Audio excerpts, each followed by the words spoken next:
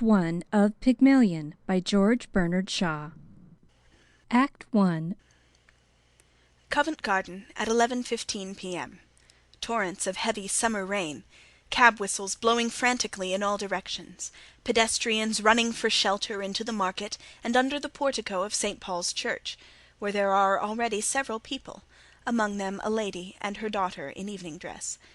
They are all peering out gloomily at the rain, except one man with his back turned to the rest, who seems wholly preoccupied with a notebook in which he is writing busily.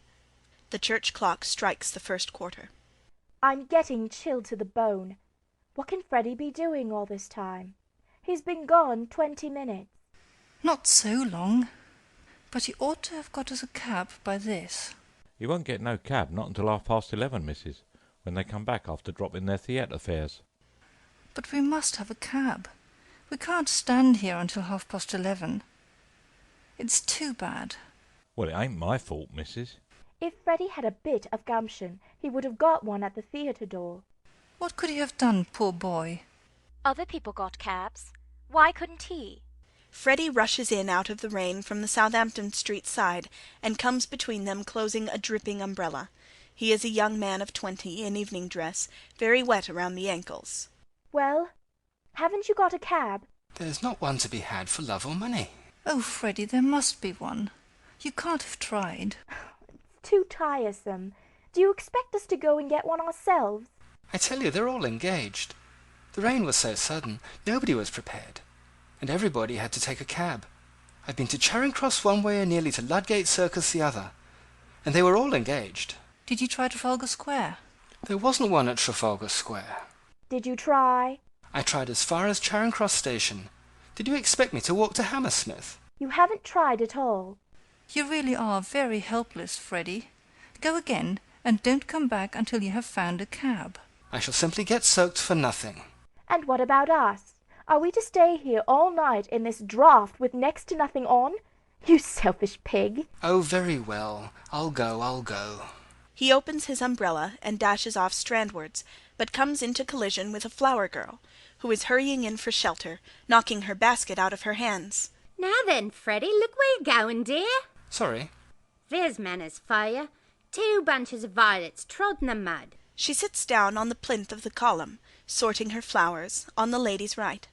She is not at all an attractive person. She is perhaps 18, perhaps 20, hardly older. She wears a little sailor hat of black straw that has been long exposed to the dust and soot of London, and has seldom, if ever, been brushed. Her hair needs washing rather badly. Its mousy colour can hardly be natural. She wears a shoddy black coat that reaches nearly to her knees and is shaped to her waist. She has a brown skirt with a coarse apron. Her boots are much the worse for wear. She is no doubt as clean as she can afford to be, but compared to the ladies she is very dirty. Her features are no worse than theirs, but their condition leaves something to be desired, and she needs the services of a dentist. How do you know that my son's name is Freddie, pray? Oh, he's your son, is he? Well, if you'd done your duty by him as a mother should, he'd know better than to spoil poor girl's flowers and run away without paying. Will you pay me for 'em?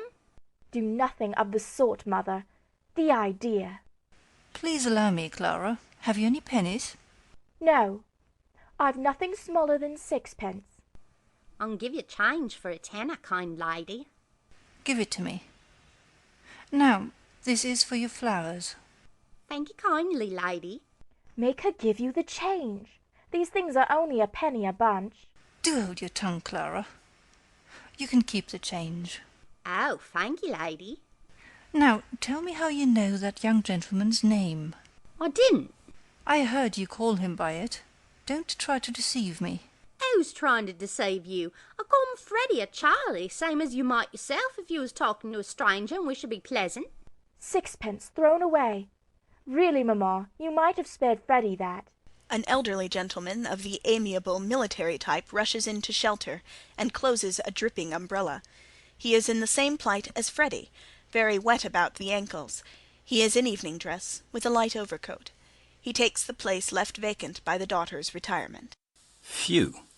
Oh, sir, is there any sign of it stopping? I'm afraid not. It started worse than ever about 2 minutes ago. Oh dear. If it's worse, it's a sign it's nearly over. So cheer up, Captain, and buy a flower for poor girl. I'm sorry, I haven't any change. I'll give you change, Captain. For a sovereign, I've nothing less. Oh, do buy a flower off me, Captain. I can change half a crown. Take this for twopence. Now, don't be troublesome, there's a good girl. I really haven't any change. Stop, here's 3 halfpence, if that's any use to you. Thank you, sir. You be careful. Give him a flower for it. There's a bloke here behind, taking down every blessed word you're saying. I ain't done nothing wrong by speaking to the gentleman. I've a right to sell flowers if I keep off the cab. I'm a respectable girl, so help me. I never spoke to him except to ask him to buy a flower off me. Oh, sir, don't let him charge me. You know what it means to me. They'll take away me character and drive me out on the street for speaking to a gentleman. There. Who's hurting you, you silly girl? What do you take me for? It's all right. He's a gentleman. Look at his boots. She thought you was a copper's nark, sir. What's a copper's knock? It's a copper's nark, as you might say. What else would you call it? A sort of informer. I take my Bible oath I never said a word. Oh, shut up. Do I look like a policeman? Then what'd you take down my words for?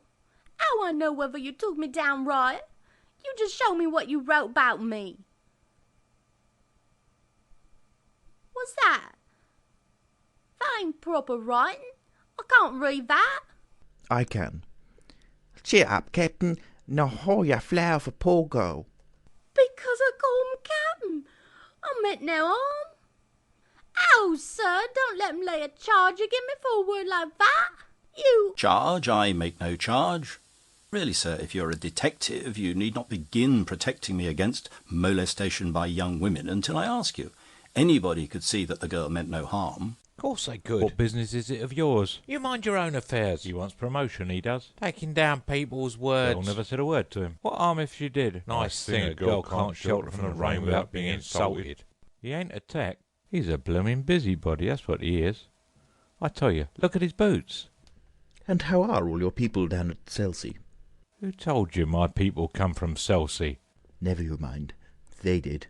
How do you come to be up so far east? You were born in Lisson Grove. Oh, what harm is there in my leaving Lisson Grove? It wasn't fit for a pig living. And I had to pay 4 and 6 a week. Live where you like, but stop that noise. Come, he can't touch you. You have a right to live where you please. Park Lane, for instance? I'd like to go into the house in question with you, I would.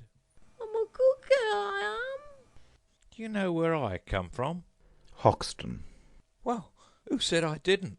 Blimey, you know everything, you do.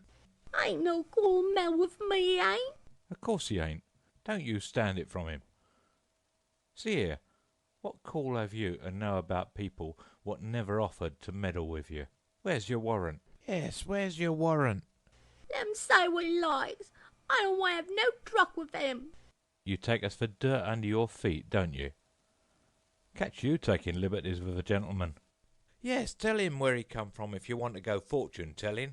Cheltenham, Harrow, Cambridge, and India. Quite right. May I ask, sir, do you do this for your living at a music hall? I've thought of that. Maybe I shall some day. The rain has stopped, and the persons on the outside of the crowd begin to drop off. He's no gentleman, he ain't. Do him feel with a poor girl. What on earth is Freddie doing? I shall get pneumonia if I stay in this draught any longer. Earl's Court. Will you please keep your impertinent remarks to yourself? Did I say that out loud? I didn't mean to. I beg your pardon. Your mother's Epsom, unmistakably. How very curious. I was brought up in Large Lady Park, near Epsom. What a devil of a name. Excuse me. You want a cab, do you? Don't dare speak to me. Oh, please, Clara. We should be so grateful to you, sir, if you found us a cab. The note-taker produces a whistle. Oh, thank you. The note-taker blows a piercing blast. There, I knowed he was a plain-clothes copper. That ain't a police whistle. That's a sporting whistle. He's it's no right to take away me character. Me character's same to me as any lady's. I don't know whether you've noticed it, but the rain stopped about 2 minutes ago. So it has. Why didn't you say so before? And us losing our time listening to your silliness. I can tell where you come from. You come from Hanwell. Go back there. Hanwell. Thank you, teacher. Ha ha. So long. Frightening people like that, how he like himself. It's quite fine now, Clara. We can walk to a motor bus. Come. She gathers her skirts above her ankles and hurries off toward the Strand. But the cab! Oh, how tiresome. She follows angrily. All the rest have gone except the note-taker, the gentleman, and the flower-girl, who sits arranging her basket, and still pitying herself in murmurs. Poor girl, I'd not for to live without being worried and chivied. How do you do it, if I may ask? Simply phonetics, the science of speech. That's my profession, also my hobby. Happy is the man who can make a living by his hobby. You can spot an Irishman or a Yorkshireman by his brogue. I can place any man within 6 miles. I can place him within 2 miles in London, sometimes within 2 streets. Or be ashamed of himself, a manly coward. But is there a living in that? Oh yes, quite a fat one. This is an age of upstarts. Men begin in Kentish Town with £80 a year, and end in Park Lane with 100,000. They want to drop Kentish Town, but they give themselves away every time they open their mouths. Now I can teach them. Let him mind his own business and leave a poor girl. Woman, cease this detestable boo-hooing instantly, or else seek the shelter of some other place of worship. I've a right to be here if I like, same as you. A woman who utters such depressing and disgusting sounds has no right to be anywhere, no right to live. Remember that you are a human being with a soul and the divine gift of articulate speech, that your native language is the language of Shakespeare and Milton and the Bible, and don't sit there crooning like a bilious pigeon. Ow! Heavens, what a sound! Ah, ow. God. You see this creature with her curbstone English, the English that will keep her in the gutter to the end of her days. Well, sir, in 3 months I could pass that girl off as a duchess at an ambassador's garden party. I could even get her a place as a lady's maid or shop assistant, which requires better English. That's the sort of thing I do for commercial millionaires, and on the profits of it I do genuine scientific work in phonetics, and a little as a poet on Miltonic lines. I am myself a student of Indian dialects, and... Are you? Do you know Colonel Pickering, the author of Spoken Sanskrit? I am Colonel Pickering. Who are you? Henry Higgins, author of Higgins' Universal Alphabet. I came from India to meet you. I was going to India to meet you. Where do you live? 27A Wimpole Street. Come and see me tomorrow. I'm at the Carlton. Come with me now and let's have a jaw over some supper. Right you are. Bar for our kind gentleman. I'm short for my lodging. I really haven't any change, I'm sorry. Liar! You said you could change ½ a crown. You ought be stuffed with nails, you ought. Take the whole bloomin' basket for 6pence. The church clock strikes the 2nd quarter. A reminder. He raises his hat solemnly, then throws a handful of money into the basket, and follows Pickering. Picking up a ½ crown. Ow! Picking up a couple of florins. Ow! Picking up several coins. Ow! Picking up a ½ sovereign. Ow! Freddie springs out of a taxicab. Got one at last. Hello. Where are the 2 ladies that were here? They walked at the bus when the rain stopped. And left me with a cab on my hands. Damnation. Never you mind, young man. I'm going home in a taxi. She sails off to the cab. The driver puts his hand behind him and holds the door firmly shut against her. Quite understanding his mistrust, she shows him her handful of money. 8pence ain't no object to me, Charlie. Angel Court, Drury Lane, round the corner of Mick and John's oil shop. Let's see how fast you can make her up it. Oh, I'm dashed. End of Act 1. Act 2 of Pygmalion by George Bernard Shaw. Next day at 11 a.m. Higgins' laboratory in Wimpole Street. It is a room on the 1st floor, looking on the street, and was meant for the drawing-room. The double doors are in the middle of the back hall, and persons entering find in the corner to their right 2 tall file cabinets at right angles to one another against the walls. In this corner stands a flat writing table, on which are a phonograph, a laryngoscope, a row of tiny organ pipes with a bellows, a set of lamp chimneys for singing flames with burners attached to a gas plug in the wall by an india rubber tube, several tuning forks of different sizes, a life-size image of half a human head, showing in section the vocal organs, and a box containing a supply of wax cylinders for the phonograph. Further down the room on the same side is a fireplace, with a comfortable leather-covered easy-chair at the side of the hearth nearest the door, and a coal-scuttle. There is a clock on the mantelpiece. Between the fireplace and the phonograph table is a stand for newspapers. On the other side of the central door, to the left of the visitor, is a cabinet of shallow drawers. On it is a telephone and the telephone directory. The corner beyond, and most of the side wall, is occupied by a grand piano, with the keyboard at the end furthest from the door, and a bench for the player extending the full length of the keyboard. On the piano is a dessert dish heaped with fruit and sweets, mostly chocolates. The middle of the room is clear. Besides the easy-chair, the piano bench, and 2 chairs at the phonograph table, there is one stray chair. It stands near the fireplace. On the walls, engravings, mostly Pyrenees and mezzotint portraits. No paintings. Pickering is seated at the table, putting down some cards and a tuning fork which he has been using. Higgins is standing up near him, closing 2 or 3 file drawers which are hanging out. He appears in the morning light as a robust, vital, appetizing sort of man of 40 or thereabouts, dressed in a professional-looking black frock-coat with a white linen collar and black silk tie. He is of the energetic, scientific type, heartily, even violently interested in everything that can be studied as a scientific subject, and careless about himself and other people, including their feelings. He is, in fact, but for his years and size, rather like a very impetuous baby, taking notice eagerly and loudly, and requiring almost as much watching to keep him out of unintended mischief. His manner varies from genial bullying when he is in a good humour, to stormy petulance when anything goes wrong, but he is so entirely frank and void of malice that he remains likeable even in his least reasonable moments. Well, I think that's the whole show. It's really amazing. I haven't taken half of it in, you know. Would you like to go over any of it again?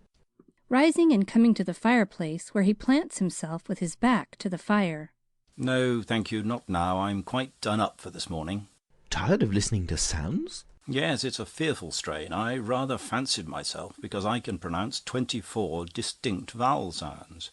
But your 130 beat me. I can't hear a bit of difference between most of them. Oh, that comes with practice. You hear no difference at first, but you keep on listening, and presently you find they're all as different as A from B. Mrs. Pierce looks in. She is Higgins's housekeeper. What's the matter? A young woman wants to see you, sir. A young woman? What does she want? Well, sir, she says you'll be glad to see her when you know what she's come about. She's quite a common girl, sir. Very common indeed.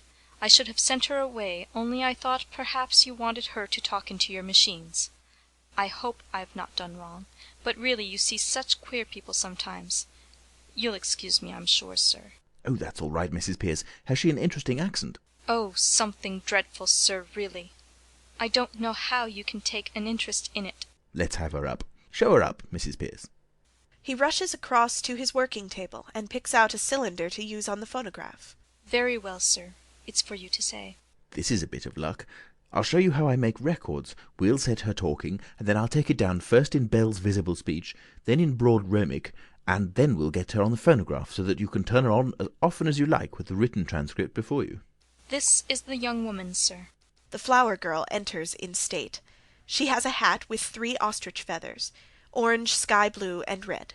She has a nearly clean apron, and the shoddy coat has been tidied a little. The pathos of this deplorable figure, with its innocent vanity and consequential air, touches Pickering, who has already straightened himself in the presence of Mrs. Pierce.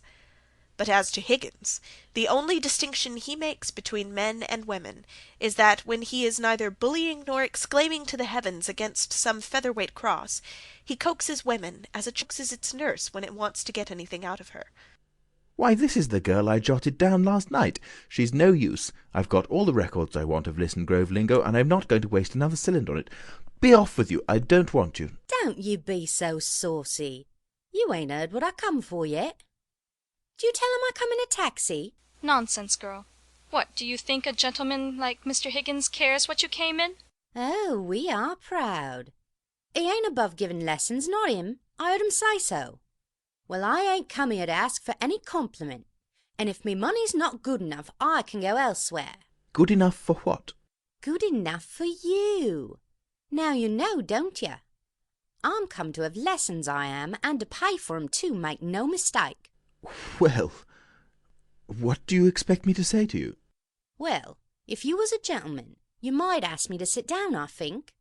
Don't I tell you I'm bringing you business? Pickering, shall we ask this baggage to sit down, or shall we throw her out of the window? No! I won't be called a baggage when I've offered to pay like any lady. Motionless, the two men stare at her from the other side of the room, amazed. What is it you want, my girl? I want to be a lady in a flower shop, instead of selling at the corner of Tottenham Court Road. But they won't take me unless I can talk more genteel. He said he could teach me. Well, here I am, ready to pay him, not asking any favour, and he treats me as if I was dirt. How can you be such a foolish, ignorant girl as to think you could afford to pay Mr. Higgins? Why shouldn't I? I know what lessons cost as well as you do, and I'm ready to pay. How much? Now you're talking. I thought you'd come off it when you saw a chance of getting back a bit of what you chucked at me last night. You'd had a drop in, hadn't you? Sit down. Oh, if you're going to make a compliment of it. Sit down. Sit down, girl. Do as you're told. She places the straight chair near the hearthrug between Higgins and Pickering, and stands behind it, waiting for the girl to sit down. Oh! Won't you sit down? Don't mind if I do. What's your name? Eliza Doolittle. Eliza, Elizabeth, Betsy and Bess. They went to the woods to get a bird's nest. They found a nest with 4 eggs in it. They took 1 apiece and left 3 in it. Oh, don't be silly. You mustn't speak to the gentleman like that. Well, why won't he speak sensible to me? Come back to business. How much do you propose to pay me for the lessons? Oh, I know what's right. A lady friend of mine gets French lessons for 18 pence an hour from a real French gentleman. Well, you wouldn't have the face to ask me the same for teaching me my own language as you would for French, so I won't give more than a shilling. Take it or leave it. You know, Pickering, if you consider a shilling not as a simple shilling but as a percentage of this girl's income, it works out as fully equivalent to 60 or 70 guineas from a millionaire. How so? Figure it out. A millionaire has about £150 a day. She earns about half a crown. Who told you I only... She offers me 2/5 of her day's income for a lesson. 2/5 of a millionaire's income for a day would be somewhere about £60. It's handsome. By George, it's enormous. It's the biggest offer I ever had. £60? What are you talking about? I never offered you £60. Where would I get... Hold your tongue. But I ain't got £60. Oh. Don't cry, you silly girl. Sit down. Nobody is going to touch your money. Somebody is going to touch you with a broomstick if you don't stop snivelling. Sit down. Oh! One would think you was my father. If I decide to teach you, I'll be worse than 2 fathers to you. Here. He offers her his silk handkerchief. What's this for? To wipe your eyes. To wipe any part of your face that feels moist. Remember, that's your handkerchief. And that's your sleeve. Don't mistake one for the other if you wish to become a lady in a shop. It's no use talking to her like that, Mr. Higgins. She doesn't understand you. Besides, you're quite wrong. She doesn't do it that way at all. He takes the handkerchief. Here, you give me that handkerchief. He give it to me, not to you. Ha! He did. I think it must be regarded as her property, Mrs. Pierce. Serve you right, Mr. Higgins. Higgins, I'm interested. What about the ambassador's garden party? I'll say you're the greatest teacher alive if you make that good. I'll bet you all the expenses of the experiment you can't do it, and I'll pay you for the lessons. Oh, you are real good. Thank you, Captain. It's almost irresistible. She's so deliciously low, so horribly dirty. How? I ain't dirty. I washed my face and hands afore I come, I did. You're certainly not going to turn her head with flattery, Higgins. Oh, don't say that, sir. There's more ways than one of turning a girl's head, and nobody can do it better than Mr. Higgins, though he may not always mean it. I do hope, sir, you won't encourage him to do anything foolish. What is life but a series of inspired follies? The difficulty is to find them to do. Never lose a chance. It doesn't come every day. I shall make a duchess of this draggle-tailed gutter-snipe. Ow! Yes, in 6 months. In 3, if she has a good ear and a quick tongue. I'll take her anywhere and pass her off as anything. We'll start today, now, this moment. Take her away and clean her, Mrs. Pierce. Monkey brand, if it won't come off any other way. Is there a good fire in the kitchen? Yes, but... Take all her clothes off and burn them. Ring up Whiteley or somebody for new ones. Wrap her up in brown paper till they come. You're no gentleman, you're not, to talk of such things. I'm a good girl, I am, and I know what the like of you are, I do. We want none of your Liston Grove prudery here, young woman. You've got to learn to behave like a duchess. Take her away, Mrs. Pierce. If she gives you any trouble, wallop her. No, I'll call the police, I will. But I've no place to put her. Put her in the dustbin. Oh! Oh, come, Higgins, be reasonable. You must be reasonable, Mr. Higgins. Really, you must. You can't walk over everybody like this. I walk over everybody. My dear Mrs. Pierce, my dear Pickering, I never had the slightest intention of walking over anyone. All I propose is that we should be kind to this poor girl. We must help her to prepare and fit herself for her new station in life. If I did not express myself clearly, it was because I did not wish to hurt her delicacy, or yours. Well, did you ever hear anything like that, sir? Never, Mrs. Pierce, never. What's the matter? Well, the matter is, sir, that you can't take a girl up like that as if you were picking up a pebble on the beach. Why not? Why not? But you don't know anything about her. What about her parents? She may be married. Gone. There, as the girl very properly says, gone. Married, indeed. Don't you know that a woman of that class looks a worn-out drudge of 50 a year after she's married? Who'd marry me? By George, Eliza, the streets will be strewn with the bodies of men shooting themselves for your sake before I've done with you. Nonsense, sir. You mustn't talk like that to her. I'm going away. He's off his jump, he is. I don't want no balmies teaching me. Oh, indeed. I'm mad, am I? Very well, Mrs. Pierce, you needn't order the new clothes for her. Throw her out. No, you got no right to touch me. You see now what comes of being saucy. This way, please. I didn't want no clothes. I wouldn't have taken 'em. She throws away the handkerchief. I can buy me own clothes. Higgins deftly retrieves the handkerchief and intercepts her on her reluctant way to the door. You're an ungrateful, wicked girl. This is my return for offering to take you out of the gutter, undress you beautifully, and make a lady of you. Stop, Mr. Higgins. I won't allow it. It's you that are wicked. Go home to your parents, girl, and tell them to take better care of you. I ain't got no parents. They told me I was big enough to earn me own living and turned me out. Where's your mother? I ain't got no mother. Her that turned me out was me sick stepmother, but I done without 'em, and I'm a good girl, I am. Very well, then, what on earth is all this fuss about? The girl doesn't belong to anybody, is no use to anybody but me. You can adopt her, Mrs. Pierce. I'm sure a daughter would be a great amusement to you. Now don't make any more fuss. Take her downstairs But what's to become of her? Is she to be paid anything? Do be sensible, sir. Oh, pay her whatever is necessary. Put it in the housekeeping book. What on earth will she want with money? She'll have her food and her clothes. She'll only drink if you give her money. Oh, you are a brute. It's a lie. Nobody ever saw a sign of liquor on me. She goes back to her chair and plants herself there defiantly. Does it occur to you, Higgins, that the girl has some feelings? Oh, no, I don't think so. Not any feelings that we need bother about. Have you, Eliza? I got my feelings, same as anyone else. You see the difficulty? Eh? What difficulty? To get her to talk grammar. The mere pronunciation is easy enough. I don't want to talk grammar. I want to talk like a lady. Will you please keep to the point, Mr. Higgins? I want to know on what terms the girl is to be here. Is she to have any wages? And what is to become of her when you've finished your teaching? You must look ahead a little. What's to become of her if I leave her in the gutter? Tell me that, Mrs. Pearce. That's her own business, not yours, Mr. Higgins. Well, when I've done with her, we can throw her back into the gutter. Then it will be her own business again. So that's all right. Oh, you've no feeling heart in you. You don't care for nothing but yourself. Here, I've had enough of this. I'm going. You ought to be ashamed of yourself, you ought. Higgins snatches a chocolate cream from the piano, his eyes suddenly beginning to twinkle with mischief. Have some chocolates, Eliza. How do I know what might be in 'em? I've heard of girls being drugged by the like of you. Higgins whips out his penknife, cuts a chocolate in two, puts one half into his mouth and bolts it, and offers her the other half. Pledge of good faith, Eliza. I eat one half, you eat the other. Liza opens her mouth to retort. He pops the half chocolate into it. You shall have boxes of them, barrels of them, every day. You shall live on them, I wouldn't have ate it, only I'm too ladylike to take it out of me mouth. Listen, Eliza, I think that you said you came in a taxi.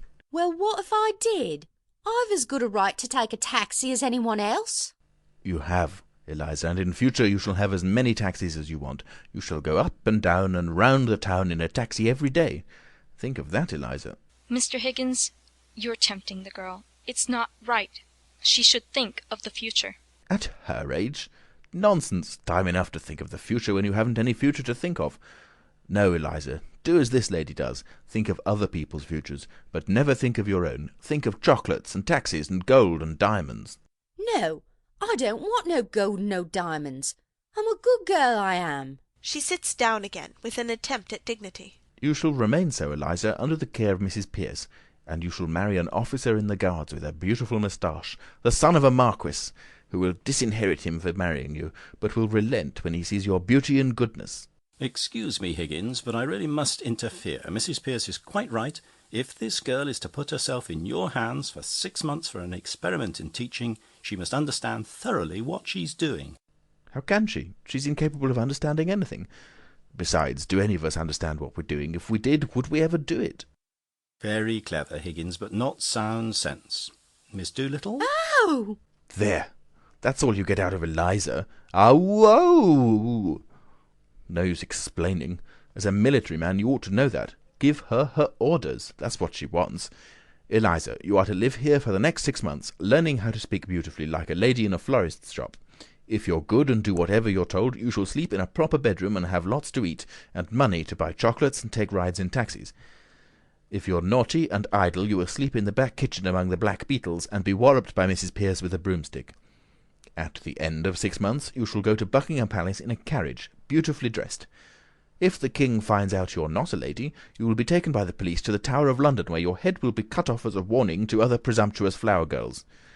If you're not found out, you shall have a present of 7 and 6pence to start life with as a lady in a shop. If you refuse this offer, you will be a most ungrateful and wicked girl, and the angels will weep with you. Now, are you satisfied, Pickering? Can I put it more plainly and fairly, Mrs. Pearce? I think you'd better let me speak to the girl properly in private. I don't know that I can take charge of her or consent to the arrangement at all. Of course, I know you don't mean her any harm, but when you get what you call interested in people's accents, you never think or care what may happen to them or you. Come with me, Eliza. That's all right. Thank you, Mrs. Pearce. Bundle her off to the bathroom. You're a great bully, you are. I won't stay here if I don't like it. I won't let nobody wallop me. I never asked to go to Buckingham Palace, I didn't. I was never in trouble with the police, not me. I'm a good girl. Don't answer back, girl. You don't understand the gentleman. Come with me. She leads the way to the door and holds it open for Eliza. As she goes out, Well, what I say is right. I won't go near the king, not if I'm going to have me head cut off. If I'd known what I was letting myself in for, I wouldn't have come here. I've always been a good girl. I never offered to say a word to him, and I don't owe him nothing, and I don't care, and I won't be put upon, and I have my feelings same as anyone else. Mrs. Pearce shuts the door, and Eliza's plaints are no longer audible. Pickering comes from the hearth to the chair and sits astride it with his arms on the back. Excuse the straight question, Higgins. Are you a man of good character where women are concerned? Have you ever met a man of good character where women are concerned? Yes, very frequently. Well, I haven't. I find that the moment I let a woman make friends with me, she becomes jealous, exacting, suspicious, and a damned nuisance. I find that the moment I let myself make friends with a woman, I become selfish and tyrannical. Women upset everything. When you let them into your life, you find that the woman is driving at one thing and you're driving at another. At what, for example? Oh, Lord knows. I suppose the woman wants to live her own life, and the man wants to live his, and each tries to drag the other onto the wrong track. One wants to go north and the other south, and the result is that both have to go east, though they both hate the east wind. So, here I am, a confirmed old bachelor, and likely to remain so. Come, Higgins, you know what I mean. If I'm to be in this business, I shall feel responsible for the girl. I hope it's understood that no advantage is to be taken of her position. What? That thing? Sacred, I assure you. You see, she'll be a pupil, and teaching would be impossible unless pupils were sacred. I've taught scores of American millionairesses how to speak English, the best-looking women in the world. I'm seasoned. They might as well be blocks of wood. I might as well be a block of wood. It's... Mrs. Pierce opens the door. She has Eliza's hat in her hand. Pickering retires to the easy-chair and sits down. Well, Mrs. Pierce, is it all right? I just wish to trouble you with a word, if I may, Mr. Higgins. Yes, certainly. Come in. Don't burn that, Mrs. Pierce. I'll keep it as a curiosity. He takes the hat. Handle it carefully, sir, please. I had to promise her not to burn it, but I had better put it in the oven for a while.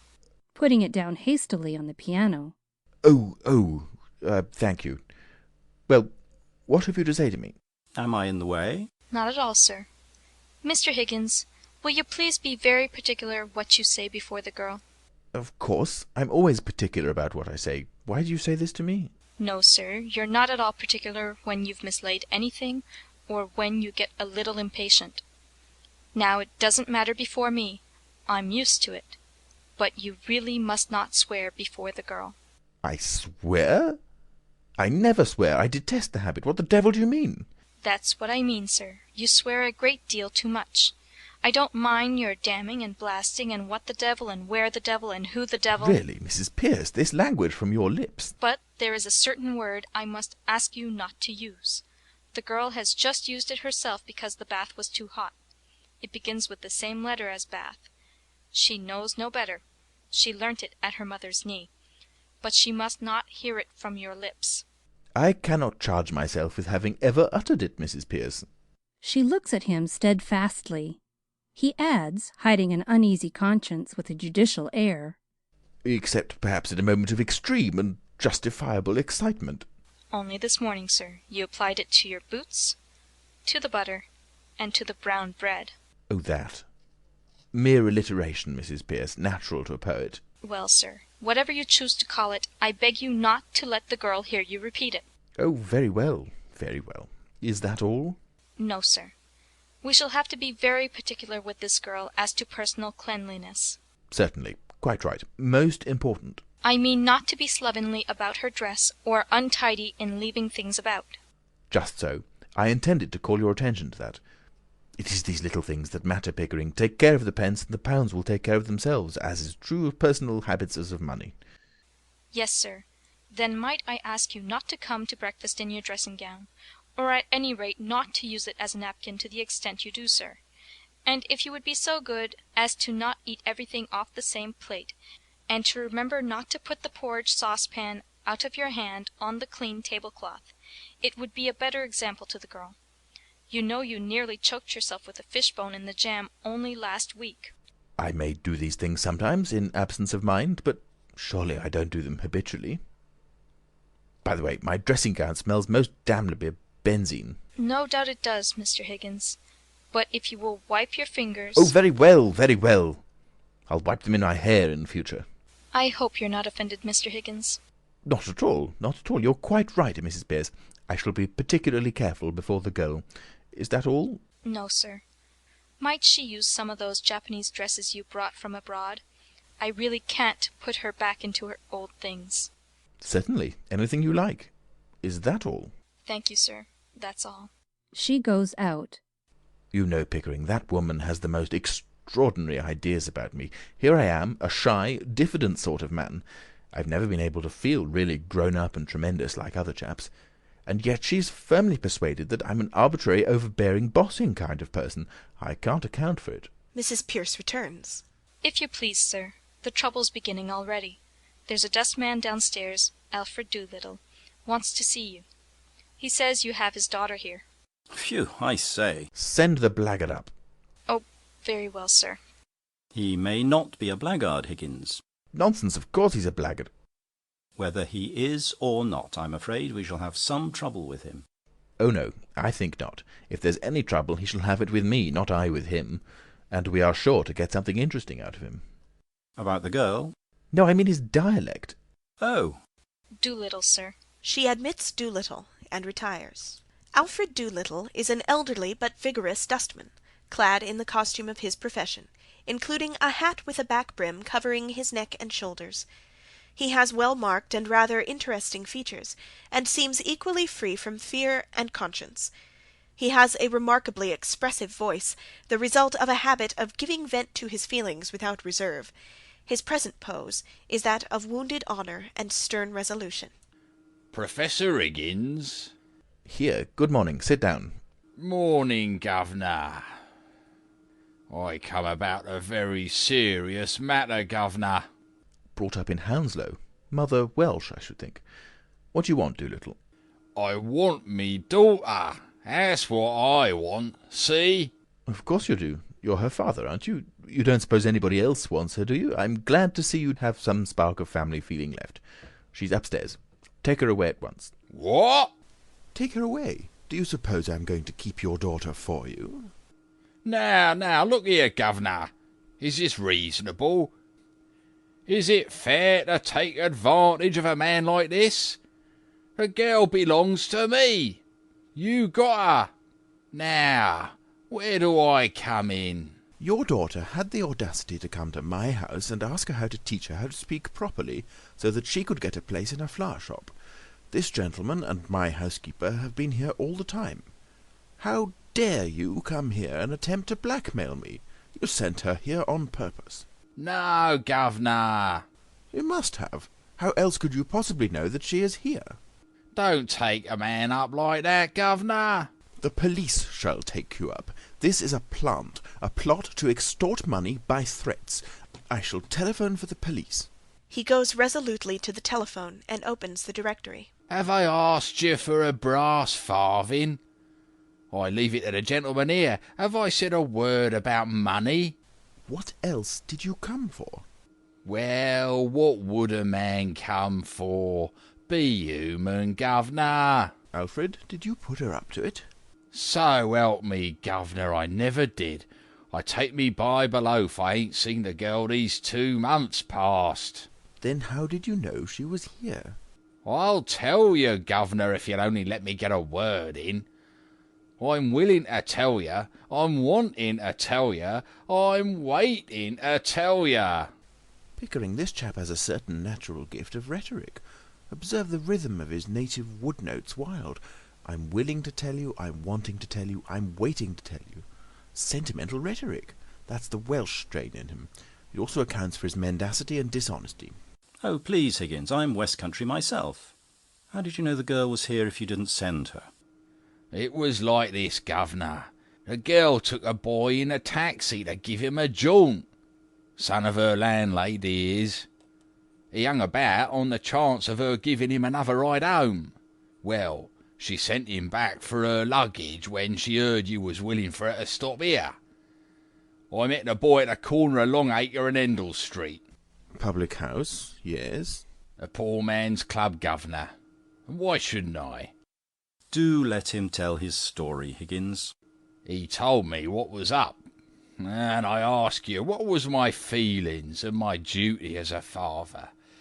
I says to the boy, you bring me the luggage, I says. Why didn't you go for it yourself? Landlady wouldn't have trusted me with it, Governor. She's that kind of woman, you know. I had to give the boy a penny afore he trusted me with it, the little swine. I brought it to her just to oblige you, like, and make myself agreeable, that's all. How much luggage?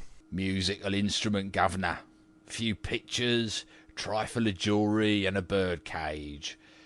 She said she didn't want no clothes. What was I to think from that, governor? I ask you, as a parent, what was I to think? So you came to rescue her from worse than death, eh? Just so, governor. That's right. But why did you bring her luggage if you intended to take her away? Have I said a word about taking her away? Have I now? You're going to take her away, double quick. He crosses to the hearth and rings the bell. No, governor, don't say that. I'm not the man to stand in me girl's light.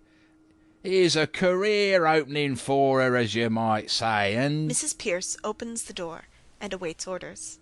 Mrs. Pierce, this is Eliza's father. He has come to take her away. Give her to him. No, this is a misunderstanding. Listen here. He can't take her away, Mr. Higgins. How can he? You told me to burn her clothes. That's right. I can't carry the girl through the streets like a blooming monkey, can I? I put it to you. You have put it to me that you want your daughter. Take your daughter. If she has no clothes, go out and buy her some. Where's the clothes she come in? Did I burn 'em, or did your missus here? I am the housekeeper, if you please. I have sent for some clothes for your girl. When they come, you can take her away. You can wait in the kitchen. This way, please. Doolittle, much troubled, accompanies her to the door, then hesitates, finally turns confidentially to Higgins. Listen here, governor. You and me's men of the world, ain't we? Oh, men of the world, are we? You'd better go, Mrs. Pierce. I think so, indeed, sir. The floor is yours, Mr. Doolittle. I thank you, governor.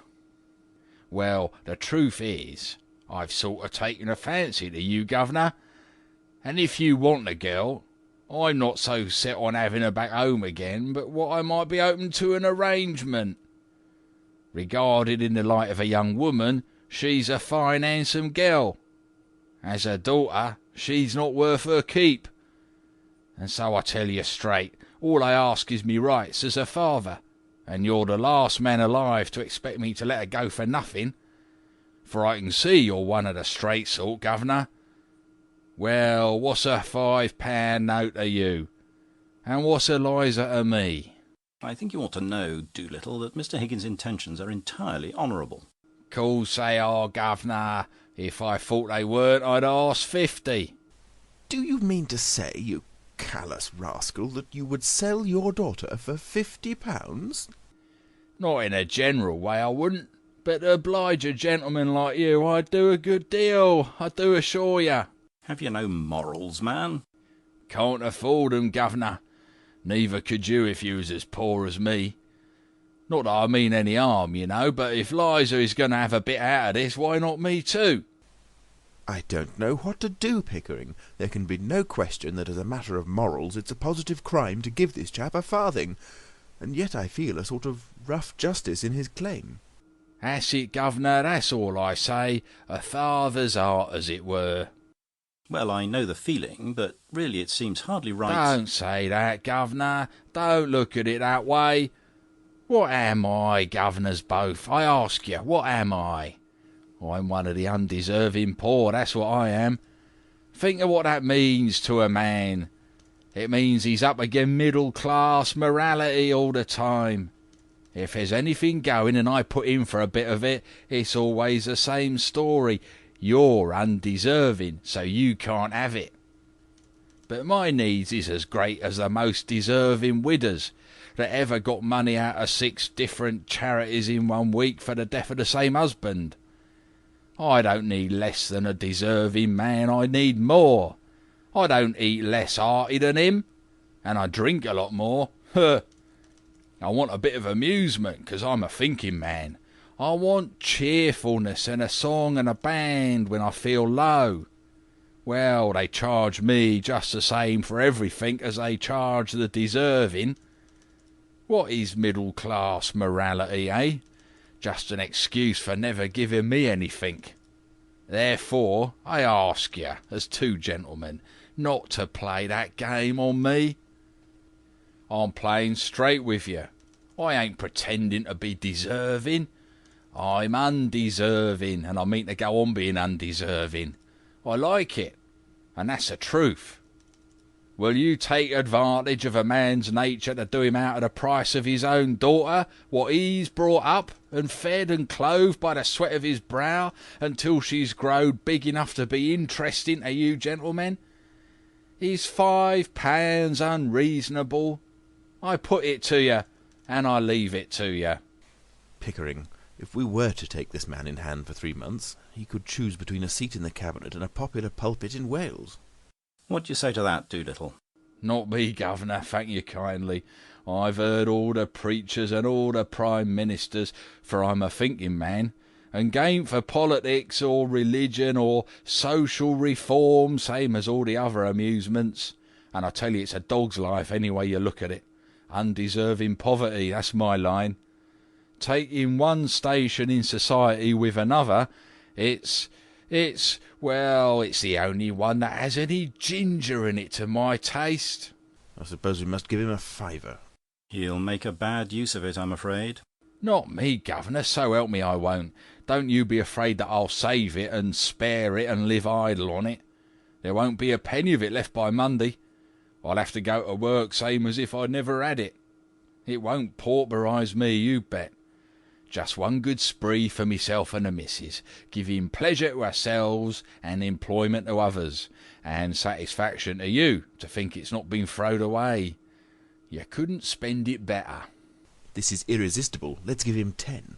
He offers 2 notes to the dustman. No, governor, she wouldn't have the heart to spend 10.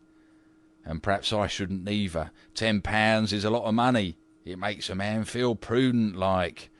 And then goodbye to happiness.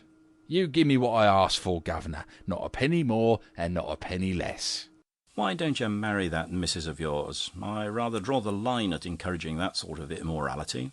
Tell her so, governor, tell her so. I'm willing. It's me that suffers by it. I've got no hold on her. I got to be reasonable to her. I got to give her presents. I got to buy her clothes, something sinful. I'm a slave to that woman, governor, just because I ain't her lawful husband. And she knows it, too. Catch her marrying me. Huh. Take my advice, governor. Marry Eliza while she's young and don't know no better. If you don't, you'll be sorry for it after. If you do, she'll be sorry for it after. But better you than her, 'cause you're a man, and she's only a woman and don't know how to be happy anyhow. Pickering, if we listen to this man another minute, we shall have no convictions left. £5, I think you said. Thank you kindly, governor. You're sure you won't take 10? Not now. Another time, governor. Higgins hands him a £5 note. Here you are. Thank you, governor. Good morning. He hurries to the door, anxious to get away with his booty. When he opens it, he is confronted with a dainty, exquisitely clean young Japanese lady in a simple blue cotton kimono printed cunningly with small white jasmine blossoms. Mrs. Pierce is with her. He gets out of her way deferentially and apologizes. Beg pardon, miss. Gone. Don't you know your own daughter? Blimey, it's Eliza. Don't I look silly? Silly? Now, Mr. Higgins, please don't say anything to make the girl conceited about herself. Oh, quite right, Mrs. Pierce. Yes, damned silly. Please, sir. I mean extremely silly. I should look all right with me hat on. She takes up her hat, puts it on, and walks across the room to the fireplace with a fashionable air. A new fashion, by George, and it ought to look horrible. Well, I never thought she'd clean up as good-looking as that, governor. She's a credit to me, ain't she? I tell you, it's easy to clean up here. Hot and cold water on tap, just as much as you like, there is. Woolly towels, there is. And a towel horse so hot it burns your fingers. Soft brushes to scrub yourself, and a wooden bowl of soap smelling like primroses. Now I know why ladies is so clean. Washing's a treat for 'em. Wish they saw what it is for the like of me. I'm glad the bathroom met with your approval. It didn't, not all of it. And I don't care who hears me say it. Mrs. Pierce knows. What was wrong, Mrs. Pierce? Oh, nothing, sir. It doesn't matter. I had a good mind to break it. I didn't know which way to look, but I hung a towel over it, I did. Over what? Over the looking-glass, sir. Doolittle, you've brought your daughter up too strictly. Me? I never brought her up at all. except to give her a lick of her strap now and again. Don't put it on me, governor. She ain't accustomed to it, you see, that's all. But she'll soon pick up your free and easy ways. I'm a good girl, I am, and I won't pick up no free and easy ways. Eliza, if you say again that you're a good girl, your father shall take you home. Not him. You don't know me father. All he come here for was to touch you for some money to get drunk on. Well, what else would I want money for? To put it in the plate at church, I suppose. She puts out her tongue at him. He is so incensed by this that Pickering presently finds it necessary to step between them. Don't give me none of your lip, and don't let me hear you giving this gentleman any of it neither, or you'll hear about it from me, see? Have you any further advice to give her before you go, Doolittle? Your blessing, for instance? Nah, governor, I ain't such a mug as to put up my children to all I know myself. Hard enough to hold 'em in without that. If you want Eliza's mind improved, governor, you do it yourself with a strap. So long, gentlemen. Stop. You'll come regularly to see your daughter. It's your duty, you know. My brother is a clergyman, and he could help you in your talks with her. Certainly. I'll come, governor. Not just this week, 'cause I've got a job at a distance. But later on, you may depend on me. Afternoon, gentlemen. Afternoon, ma'am. He takes off his hat to Mrs. Pearce, who disdains the salutation, and goes out. He winks at Higgins, thinking him probably a fellow-sufferer from Mrs. Pearce's difficult disposition, and follows her. Don't you believe the old liar. He'd as soon you set a bulldog on him as a clergyman. You won't see him again in a hurry. I don't want to, Eliza. Do you? Nor me. I don't want never to see him again, I don't. He's a disgrace to me, he is, collecting dust instead of working at his trade. What is his trade, Eliza? Taking money out of other people's pockets into his own. His proper trade's a navvy, and he works at it sometimes too, for exercise, and earns good money at it. Ain't you going to call me Miss Doolittle any more? I beg your pardon, Miss Doolittle. It was a slip of the tongue. Oh, I don't mind. Only it sounded so genteel. I should just like to take a taxi to the corner of Tottenham Court Road and get out there and tell it to wait for me, just to put the girls in their place a bit. I wouldn't speak to 'em, you know. Better wait till we get you something really fashionable. Besides, you shouldn't have cut your old friends now that you have risen in the world. That's what we call snobbery. You don't call the like of them me friends now, I should hope. They've took out me often enough with their ridicule when they had the chance. And now I mean to get a bit me own back. But if I'm to have fashionable clothes, I'll wait. I should like to have some. Mrs. Pearce says you're going to give me some to wear in bed at night, different to what I wear in the daytime. But it do seem a waste of money when you could get something to show. Besides, I never could fancy changing into cold things on a winter night. Now, Eliza, the new things have come for you to try on. Ow! She rushes out. Oh, don't rush about like that, girl. Pickering, we seem to have taken on a stiff job. Higgins, we have. End of Act 2. Act 3 of Pygmalion by George Bernard Shaw. It is Mrs. Higgins's at-home day. Nobody has yet arrived. Her drawing-room, in a flat on Chelsea Embankment, has 3 windows looking on the river, and the ceiling is not so lofty as it would be in an older house of the same pretension. The windows are open, giving access to a balcony with flowers in pots. If you stand with your face to the windows, you have the fireplace on your left, and the door in the right-hand wall close to the corner nearest the windows. Mrs. Higgins was brought up on Morris and Burne-Jones, and her room, which is very unlike her son's room in Wimpole Street, is not crowded with furniture and little tables and knick-knacks. In the middle of the room there is a big ottoman, and this, with the carpet, the Morris wallpapers, and the Morris chintz window curtains and brocade covers of the ottoman and its cushions, supply all the ornament, and are much too handsome to be hidden by odds and ends of useless things. A few good oil paintings from the exhibitions in the Grosvenor Gallery 30 years ago, the Burne-Jones, not the Whistler side of them, are on the walls. The only landscape is a Cecil Lawson on the scale of a Rubens. There is a portrait of Mrs. Higgins as she was when she defied fashion in her youth, in one of the beautiful Rossettian costumes, which, when caricatured by people who did not understand, led to the absurdities of popular aestheticism in the 1870s. In the corner diagonally opposite the door, Mrs. Higgins, now over 60 and long past taking the trouble to dress out of the fashion, sits writing at an elegantly simple writing table, with a bell button within reach of her hand. There is a Chippendale chair further back in the room between her and the window nearest her side. At the other side of the room, further forward, is an Elizabethan chair roughly carved in the taste of Inigo Jones. On the same side a piano in a decorated case. The corner between the fireplace and the window is occupied by a divan, cushioned in Morris chintz. It is between 4 and 5 in the afternoon. The door is opened violently, and Higgins enters with his hat on.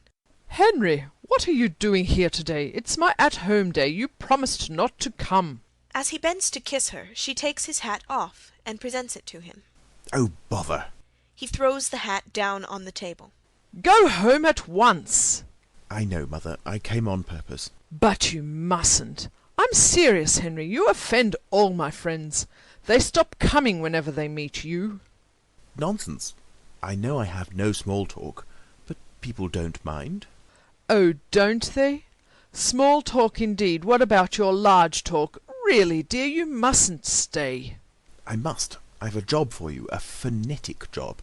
"No use, dear. I'm sorry, but I can't get around your vowels. And though I like to get pretty postcards in your patent shorthand, I always have to read the copies in ordinary writing you so thoughtfully send me." Well, this isn't a phonetic job. "You said it was." Not your part of it. I've picked up a girl. "Does that mean that some girl has picked you up?" Not at all. I don't mean a love affair. "What a pity." Why? "Well, you never fall in love with anyone under 45. When will you discover that there are some rather nice-looking young women about?" Oh, I can't be bothered with young women. My idea of a lovable woman is something as like you as possible. I shall never get into the way of seriously liking young women. Some habits lie too deep to be changed. Rising abruptly and walking about, jingling his money and his keys in his trouser pockets. Besides, they're all idiots. "Do you know what you would do if you really loved me, Henry?" Oh, bother. What? Marry, I suppose? "No, stop fidgeting and take your hands out of your pockets." With a gesture of despair, he obeys and sits down again. "That's a good boy. Now, tell me about the girl." She's coming to see you. "I don't remember asking her." You didn't. I asked her. If you'd known her, you wouldn't have asked her. "Indeed. Why?" Well, it's like this. She's a common flower girl. I picked her off the curbstone. "And invite her to my at-home?" Oh, that'll be all right. I've taught her to speak properly. And she has strict orders as to her behaviour. She's to keep to 2 subjects, the weather and everybody's health. Fine day and how do you do, you know, and to not let herself get on things in general. That will be safe. "Safe? To talk about our health? About our insides? Perhaps about our outsides? How could you be so silly, Henry?" Well, she must talk about something. Oh, she'll be all right, don't you fuss. Pickering is in it with me. I've a sort of bet on that I'll be able to pass her off as a duchess in 6 months. I've started on her some months ago, and she's getting on like a house on fire. I shall win my bet. She has a quick ear, and she's been easier to teach than my middle-class pupils because she's had to learn a complete new language. She talks English almost as you talk French. "That's satisfactory at all events." Well, it is and it isn't. "What does that mean?" You see, I've got her pronunciation all right, but you have to consider not only how a girl pronounces, but what she pronounces, and that's where... They are interrupted by the parlour-maid, announcing guests. Mrs. and Miss Insford Hill. Oh, Lord. He rises, snatches his hat from the table, and makes for the door, but before he reaches it, his mother introduces him. Mrs. and Miss Eynsford Hill are the mother and daughter who sheltered from the rain in Covent Garden. The mother is well-bred, quiet, and has the habitual anxiety of straitened means. The daughter has acquired a gay air of being very much at home in society, the bravado of genteel poverty. "How do you do?" How do you do? "My son, Henry." "Your celebrated son. I have so longed to meet you, Professor Higgins. Delighted. How do you do? I've seen you before somewhere. I haven't the ghost of a notion where, but I've heard your voice. It doesn't matter. You'd better sit down. I'm sorry to say that my celebrated son has no manners. You mustn't mind him. I don't. Not at all. Oh, have I been rude? I didn't mean to be. The parlour maid returns, ushering in Pickering. Colonel Pickering. How do you do, Mrs. Higgins? So glad you've come. Do you know Mrs. Eynsford Hill? Miss Eynsford Hill? Has Henry told you what we've come for? We were interrupted, damn it. Oh, Henry, really? Are we in the way? No, you couldn't have come more fortunately. We want you to meet a friend of ours. Yes, by George, we want 2 or 3 people. You'll do as well as anybody else. The parlour maid returns, ushering Freddie. Mr. Eynsford Hill. God of heaven, another of them. How do you do? Very good of you to come. Colonel Pickering? How do you do? I don't think you know my son, Professor Higgins. How do you do? I'll take my oath I've met you before somewhere. Where was it? I don't think so. It doesn't matter anyhow. Sit down. Well, here we are anyhow. And now, what the devil are we going to talk about until Eliza comes? Henry, you are the life and soul of the Royal Society's soirees, but really you're rather trying on more commonplace occasions. Am I? Very sorry. I suppose I am, you know. I sympathize. I haven't got any small talk. If people would only be frank and say what they really think. Lord forbid. But why? What they think they ought to think is bad enough, Lord knows, but what they really think would break up the whole show. Do you suppose it would be really agreeable if I were to come out now with what I really think? Is it so very cynical?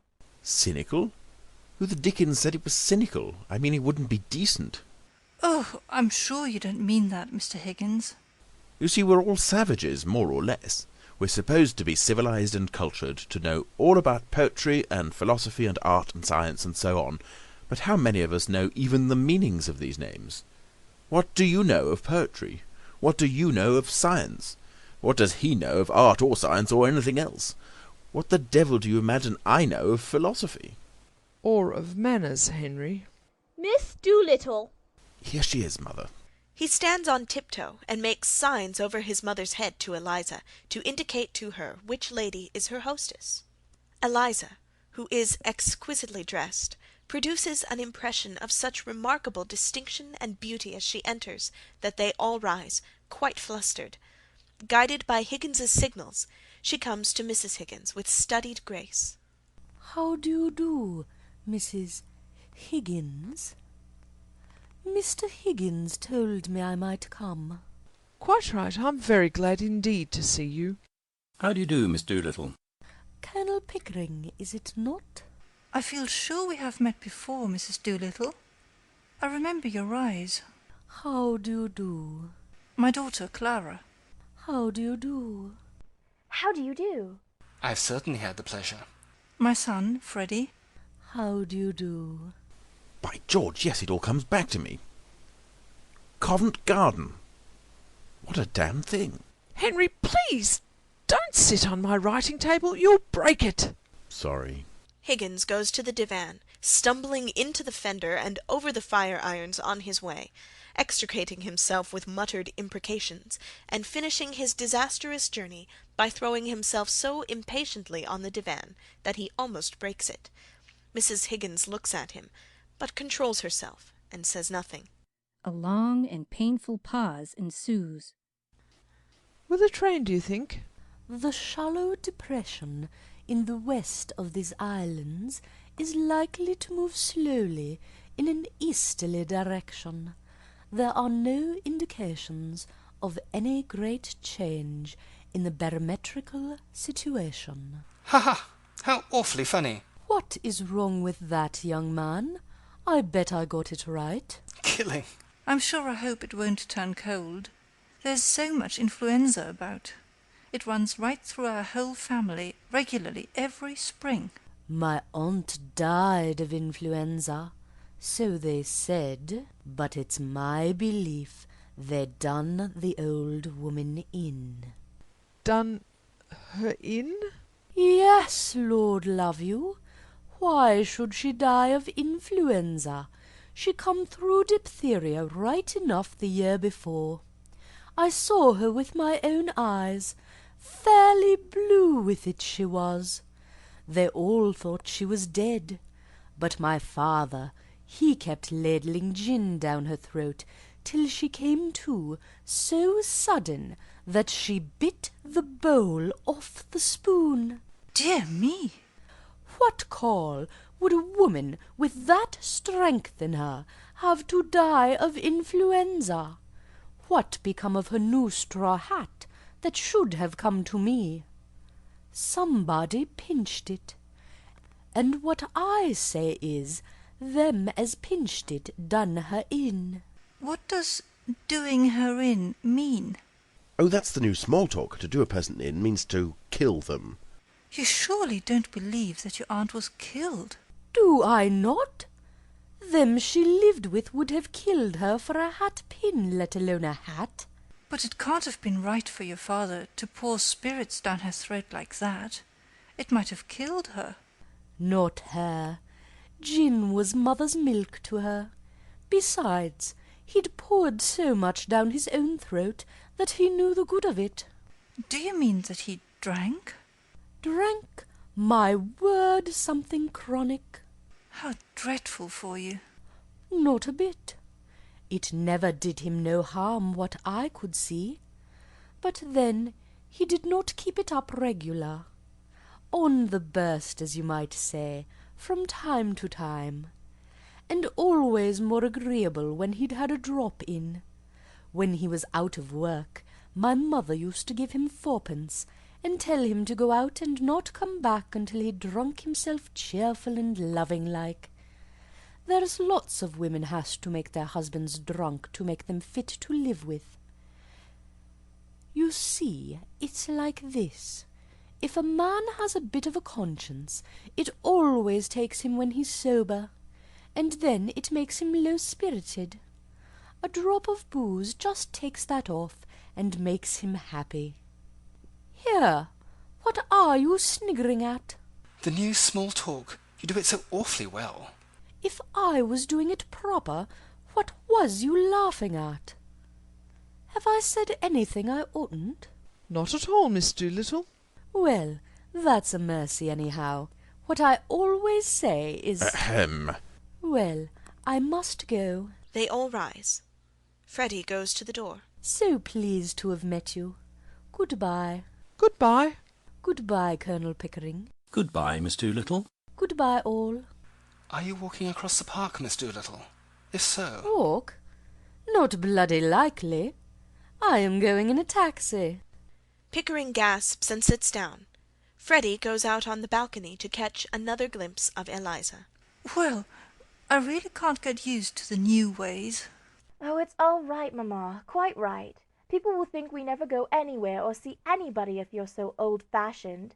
I dare say I am very old-fashioned, but I do hope you won't begin using that expression, Clara. I have got accustomed to hear you talking about men as rotters, and calling everything filthy and beastly, though I do think it horrible and unladylike. But this last is really too much. Don't you think so, Colonel Pickering? Don't ask me. I've been away in India for several years, and manners have changed so much that I sometimes don't know whether I'm at a respectable dinner table or in a ship's forecastle. It's all a matter of habit. There's no right or wrong in it. Nobody means anything by it. And it's so quaint, and gives such a smart emphasis to things that are not in themselves very witty. I find the new small talk delightful and quite innocent. Well, after that, I think it's time for us to go. Oh, yes. We have 3 at-homes to go to still. Goodbye, Mrs. Higgins. Goodbye, Colonel Pickering. Goodbye, Professor Higgins. Goodbye. Be sure you try on that small talk at the 3 at-homes. Don't be nervous about it. Pitch it in strong. I will. Goodbye. Such nonsense. All this Victorian prudery. Such damned nonsense. Such bloody nonsense. Clara! She goes out radiant, conscious of being thoroughly up-to-date, and is heard descending the stairs in a stream of silvery laughter. Well, I ask you. Goodbye. Goodbye. Would you like to meet Miss Doolittle again? Yes, I should most awfully. Well, you know my days. Yes, thanks awfully. Goodbye. Goodbye, Mr. Higgins. Goodbye. Goodbye. It's no use. I shall never be able to bring myself to use that word. Don't. It's not compulsory, you know. You'll get on quite well without it. Only Clara is so down on me if I'm not positively reeking with the latest slang. Goodbye. Goodbye. You mustn't mind, Clara. Pickering, catching from her lowered tone that this is not meant for him to hear, discreetly joins Higgins at the door. We're so poor, and she gets so few parties, poor child. She doesn't quite know. Mrs. Higgins, seeing that her eyes are moist, takes her hand sympathetically, and goes with her to the door. But the boy is nice. Don't you think so? Oh, quite nice. I shall always be delighted to see him. Thank you, dear. Goodbye. She goes out. Well, is Eliza presentable? You silly boy, of course she's not presentable. She's a triumph of your art and of her dressmakers, but if you suppose for a moment that she doesn't give herself away in every sentence she utters, you must be perfectly cracked about her. But don't you think something might be done? I mean, something to eliminate the sanguinary element from her conversation? Not as long as she's in Henry's hands. Do you mean that my language is improper? No, dearest, it would be quite proper, say, on a canal barge, but it would not be proper for her at a garden party. Well, I must say... Come, Higgins, you must learn to know yourself. I haven't heard such language as yours since we used to review the volunteers in Hyde Park 20 years ago. Oh, well, if you say so, I suppose I don't always talk like a bishop. Colonel Pickering, will you tell me what is the exact state of things in Wimpole Street? Well, I've come to live here with Henry. We work together, my Indian dialects, and we think it more convenient... Quite so, I'll know all about that. It's an excellent arrangement. But where does this girl live? With us, of course. Where would she live? But on what terms? Is she a servant? If not, what is she? I think I know what you mean, Mrs. Higgins. Well, dash me if I do. I've had to work at the girl every day for months to get her to her present pitch. Besides, she's useful. She knows where my things are, and remembers my appointments and so forth. How does your housekeeper get on with her? Mrs. Pierce? Oh, she's jolly glad to have so much taken off her hands. For before Eliza came, she had to have to find things and remind me of my appointments. But she's got some silly bee in her bonnet about Eliza. She keeps saying, "You don't think, sir," doesn't she, Pick? Yes, that's the formula. You don't think so. That's the end of every conversation about Eliza. As if I ever stop thinking about the girl and her confounded vowels and consonants. I'm worn out thinking about her and watching her lips and her teeth and her tongue, not to mention her soul, which is the quaintest of the lot. You certainly are a pretty pair of babies, playing with your live doll. Playing? The hardest job I ever tackled. Make no mistake about that, Mother. But you have no idea how frightfully interesting it is to take a human being and change her into a quite different human being by creating a new speech for her. It's filling up the deepest gulf that separates class from class and soul from soul. Yes, it's enormously interesting. I assure you, Mrs. Higgins, we take Eliza very seriously. Every week, every day almost, there is some new change. We keep records of every stage, dozens of gramophone discs and photographs. Yes, by George, it's the most absorbing experiment I ever tackled. She regularly fills our lives up, doesn't she, Pick? We're always talking Eliza. Teaching Eliza. Dressing Eliza. What? Inventing new Elizas.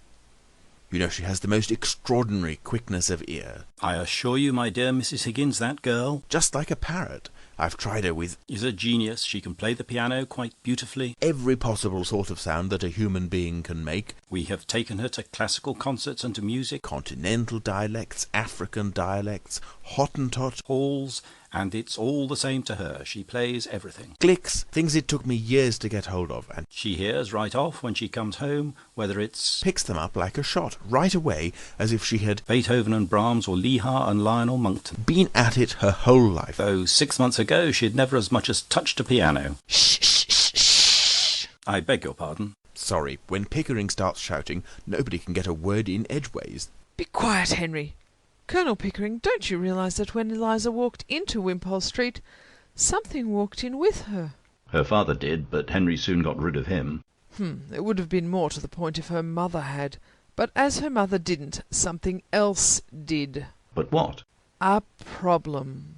Oh, I see, the problem of how to pass her off as a lady.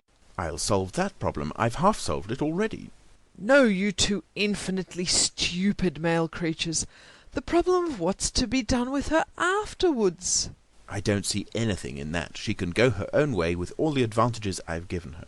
The advantages of that poor woman who was here just now. The manners and habits that disqualify a fine lady from earning her own living without giving her a fine lady's income. Is that what you mean? Oh, that'll be all right, Mrs. Higgins. We'll find her some light employment. She's happy enough. Don't you worry about her. Goodbye. Anyhow, there's no good bothering now. The thing's done. Goodbye, Mother. There are plenty of openings. We'll do what's right. Goodbye. Let's take her to the Shakespeare exhibition at Earl's Court.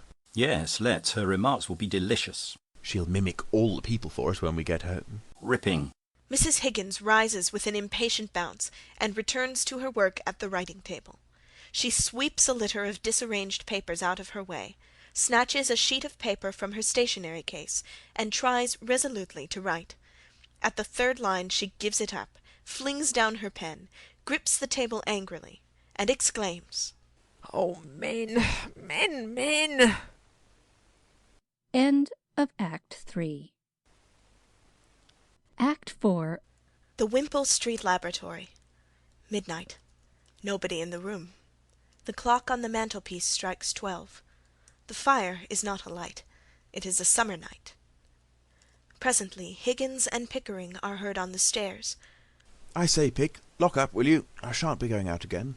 Right. Can Mrs. Pierce go to bed? We don't want anything more, do we? Lord, no. Eliza opens the door, and is seen on the lighted landing in an opera cloak, brilliant evening dress, and diamonds, with fan, flowers, and all accessories.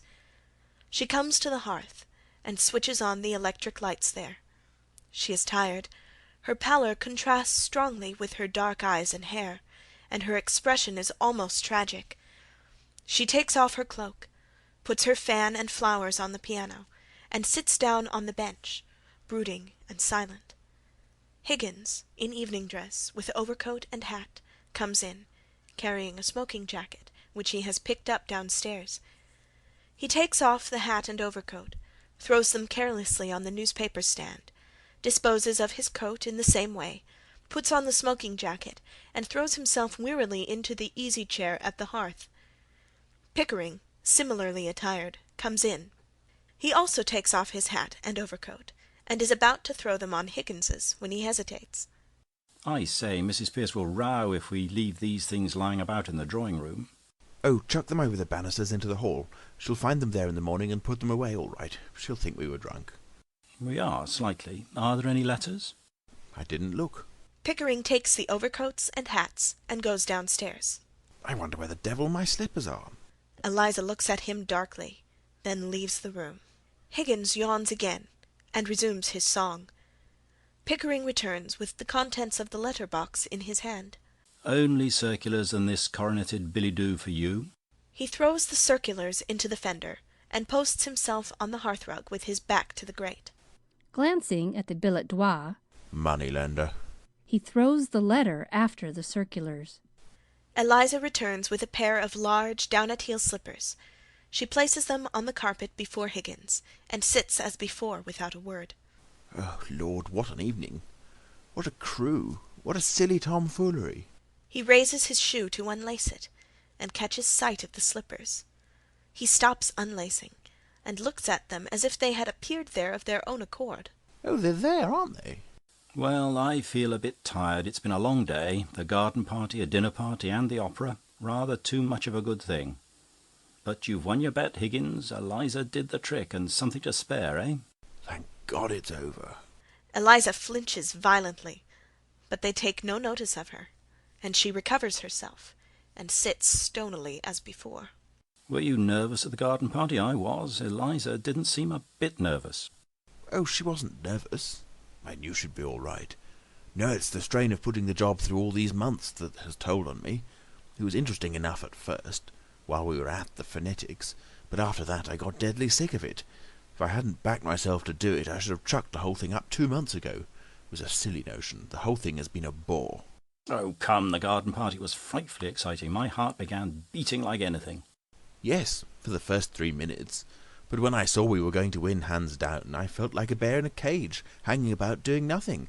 The dinner was worse, sitting gorging there for over an hour with nobody but a damned fool of a fashionable woman to talk to. I tell you, Pickering, never again for me. No more artificial duchesses. The whole thing has been simple purgatory. You've never been broken in properly to the social routine. I rather enjoy dipping into it occasionally myself. It makes me feel young again. Anyhow, it was a great success, an immense success. I was quite frightened once or twice because Eliza was doing it so well. You see, lots of the real people can't do it at all. They're such fools that they think style comes by nature to people in their position. And so they never learn. There's always something professional about doing a thing superlatively well. Yes, that's what drives me mad. The silly people don't know their own silly business. However, it's over and done with, and now I can go to bed, at last, without dreading tomorrow. Eliza's beauty becomes murderous. I think I shall turn in too. Still, it's been a great occasion, a triumph for you. Good night. Good night. Over his shoulder, at the door. Put out the lights, Eliza, and tell Mrs. Pierce not to make coffee for me in the morning. I'll take tea. He goes out. Eliza tries to control herself and feel indifferent as she rises and walks across to the hearth to switch off the lights. By the time she gets there, she is on the point of screaming. She sits down in Higgins's chair and holds on hard to the arms. Finally, she gives way and flings herself furiously on the floor, raging. In despairing wrath outside, What the devil have I done with my slippers? He appears at the door. Liza snatches up the slippers and hurls them at him one after the other with all her force. There are your slippers, and there, take your slippers, and may you never have a day's luck with them. What on earth? What's the matter? Get up. Anything wrong? Nothing wrong with you. I've won your bet for you, haven't I? That's enough for you. I don't matter, I suppose. You won my bet? You? Presumptuous insect. I won it. What did you throw these slippers at me for? Because I wanted to smash your face. I'd like to kill you, you selfish brute. Why didn't you leave me where you picked me out of in the gutter? You thank God it's all over, and that now you can throw me back again there, do you? The creature is nervous, after all. Liza instinctively darts her nails at his face. Higgins catches her wrists. Ah, would you? Claws in, you cat. How dare you show your temper to me? Sit down and be quiet. He throws her roughly into the easy-chair. What's to become of me? What's to become of me? How the devil do I know what's to become of you? What does it matter what becomes of you? You don't care. I know you don't care. You wouldn't care if I was dead. I'm nothing to you, not so much as them slippers. Those slippers. Those slippers. I didn't think it made any difference now. A pause. Eliza hopeless and crushed. Higgins a little uneasy. Why have you begun going on like this? May I ask whether you complain of your treatment here? No. Has anybody behaved badly to you? Colonel Pickering? Mrs. Pierce? Any of the servants? No. I presume you don't pretend that I have treated you badly? No. I'm glad to hear it. Perhaps you're tired after the strain of the day. Will you have a glass of champagne? No. Thank you. This has been coming on you for some days. I suppose it was natural for you to be anxious about the garden party, but that's all over now. There's nothing more to worry about. No, nothing more for you to worry about. Oh, God, I wish I was dead. Why? In heaven's name, why? Listen to me, Eliza. All this irritation is purely subjective. I don't understand. I'm too ignorant. It's only imagination, low spirits, and nothing else. Nobody's hurting you. Nothing's wrong. You go to bed like a good girl and sleep it off. Have a little cry and say your prayers. That will make you comfortable. I heard your prayers. Thank God it's all over. Well, don't you thank God it's all over? Now you are free and can do what you like. What am I fit for? What have you left me fit for? Where am I to go? What am I to do? What's to become of me? Oh, that's what's worrying you, is it? He thrusts his hands into his pockets and walks about in his usual manner, rattling the contents of his pockets, as if condescending to a trivial subject out of pure kindness. I shouldn't bother about it if I were you. I should imagine you won't have much difficulty in settling yourself, somewhere or other, although I hadn't realized that you were going away. She looks quickly at him. He does not look at her, but examines the dessert stand on the piano and decides that he will eat an apple. You might marry, you know.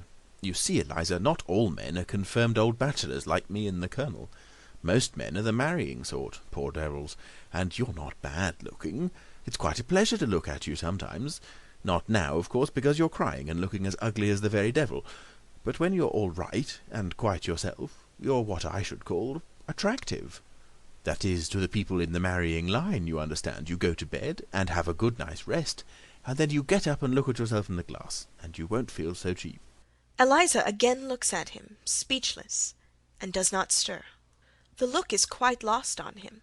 He eats his apple with a dreamy expression of happiness, as it is quite a good one. I dare say my mother could find some chap or other who would do very well. We were above that at the corner of Tottenham Court Road. What do you mean? I sold flowers. I didn't sell myself. Now you've made a lady of me, I'm not fit to sell anything else. I wish you'd left me where you found me. Tosh, Eliza. Don't you insult human relations by dragging all this cant about buying and selling into it. You needn't marry the fellow if you don't like him. What else am I to do? Oh, lots of things. What about your old idea of a florist's shop? Pickering could set you up in one. He's lots of money. You'll have to pay for all those togs you've been wearing today, and that, with the hire of the jewellery, will make a big hole in £200. Why, 6 months ago you'd have thought it the millennium to have a flower shop of your own. Come, you'll be all right. I must clear off to bed. I'm devilish sleepy. By the way, I came down for something. I forget what it was. Your slippers. Oh, yes, of course. You shied them at me. Before you go, sir. Dropping the slippers in his surprise at her calling him sir. Eh? Do my clothes belong to me or to Colonel Pickering? What the devil use would they be to Pickering? He might want them for the next girl you pick up to experiment on. Is that the way you feel towards us? I don't want to hear anything more about that. All I want to know is whether anything belongs to me. My own clothes were burnt. But what does it matter? Why need you start bothering about that in the middle of the night? I want to know what I may take away with me. I don't want to be accused of stealing. Stealing? You shouldn't have said that, Eliza. That shows a want of feeling. I'm sorry. I'm only a common ignorant girl, and in my station I have to be careful. There can't be any feelings between the like of you and the like of me. Please, will you tell me what belongs to me and what doesn't? You may take the whole damned houseful if you like, except the jewels. They're hired. Will that satisfy you? Stop, please. She takes off her jewels. Will you take these to your room, please, and keep them safe? I don't want to run the risk of their being missing. Hand them over. She puts them into his hands. If these belong to me instead of the jeweller, I'd ram them down your ungrateful throat. He perfunctorily thrusts them into his pockets, unconsciously decorating himself with the protruding ends of the chains. Liza takes a ring off. This ring isn't the jeweller's. It's the one you bought me in Brighton. I don't want it now. Higgins dashes the ring violently into the fireplace, and turns on her so threateningly that she crouches over the piano with her hands over her face. Don't you hit me! Hit you? You infamous creature, how dare you accuse me of such a thing? It is you who have hit me. You have wounded me to the heart. I'm glad. I've got a little of my own back anyhow. You have caused me to lose my temper, a thing that has hardly ever happened to me before. I prefer to say nothing more tonight. I am going to bed. You'd better leave a note for Mrs. Pierce about the coffee, for she won't be told by me. Damn Mrs. Pierce, and damn the coffee, and damn you, and damn my own folly in having lavished my hard-earned knowledge and the treasure of my regard and intimacy on a heartless gutter-snipe. He goes out with impressive decorum, and spoils it by slamming the door savagely. Eliza smiles for the first time. expresses her feelings by a wild pantomime in which an imitation of Higgins's exit is confused with her own triumph, and finally goes down on her knees on the hearthrug to look for the ring. End of Act 4. Act 5. Mrs. Higgins's drawing room. She is at her writing table, as before. The parlour-maid comes in. Mr. Henry, mum, is downstairs with Colonel Pickering. Well, show them up. They're using the telephone, mum. Telephoning to the police, I think. What? Mr. Henry's in a state, mum. I thought I'd better tell you. If you had told me that Mr. Henry was not in a state, it would have been more surprising. Tell them to come up when they've finished with the police. I suppose he's lost something. Yes, mum. Go upstairs and tell Miss Doolittle that Mr. Henry and the Colonel are here. Ask her not to come down until I send for her. Yes, mum. Higgins bursts in.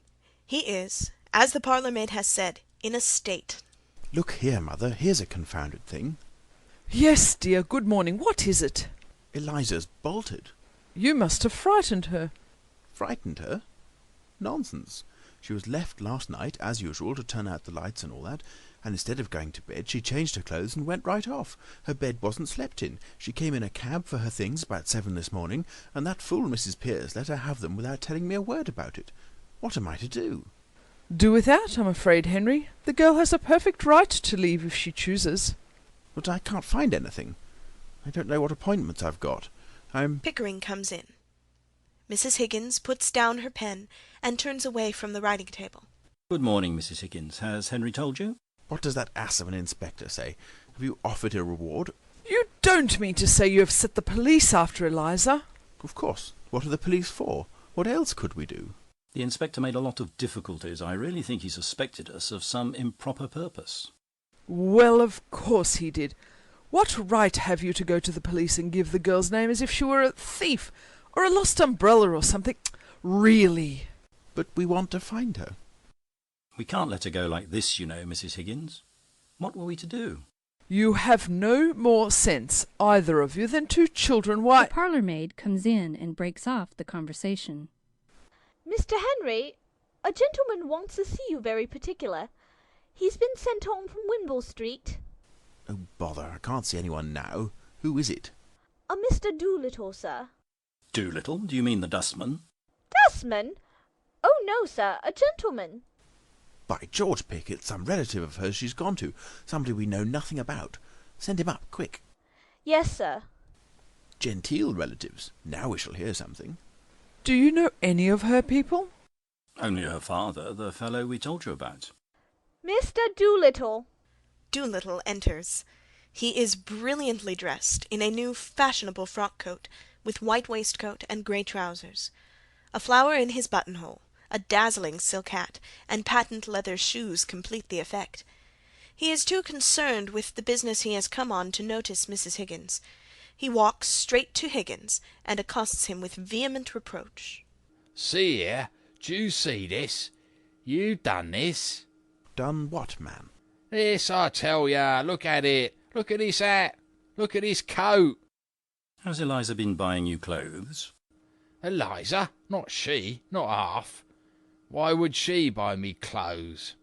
Good morning, Mr. Doolittle. Won't you sit down?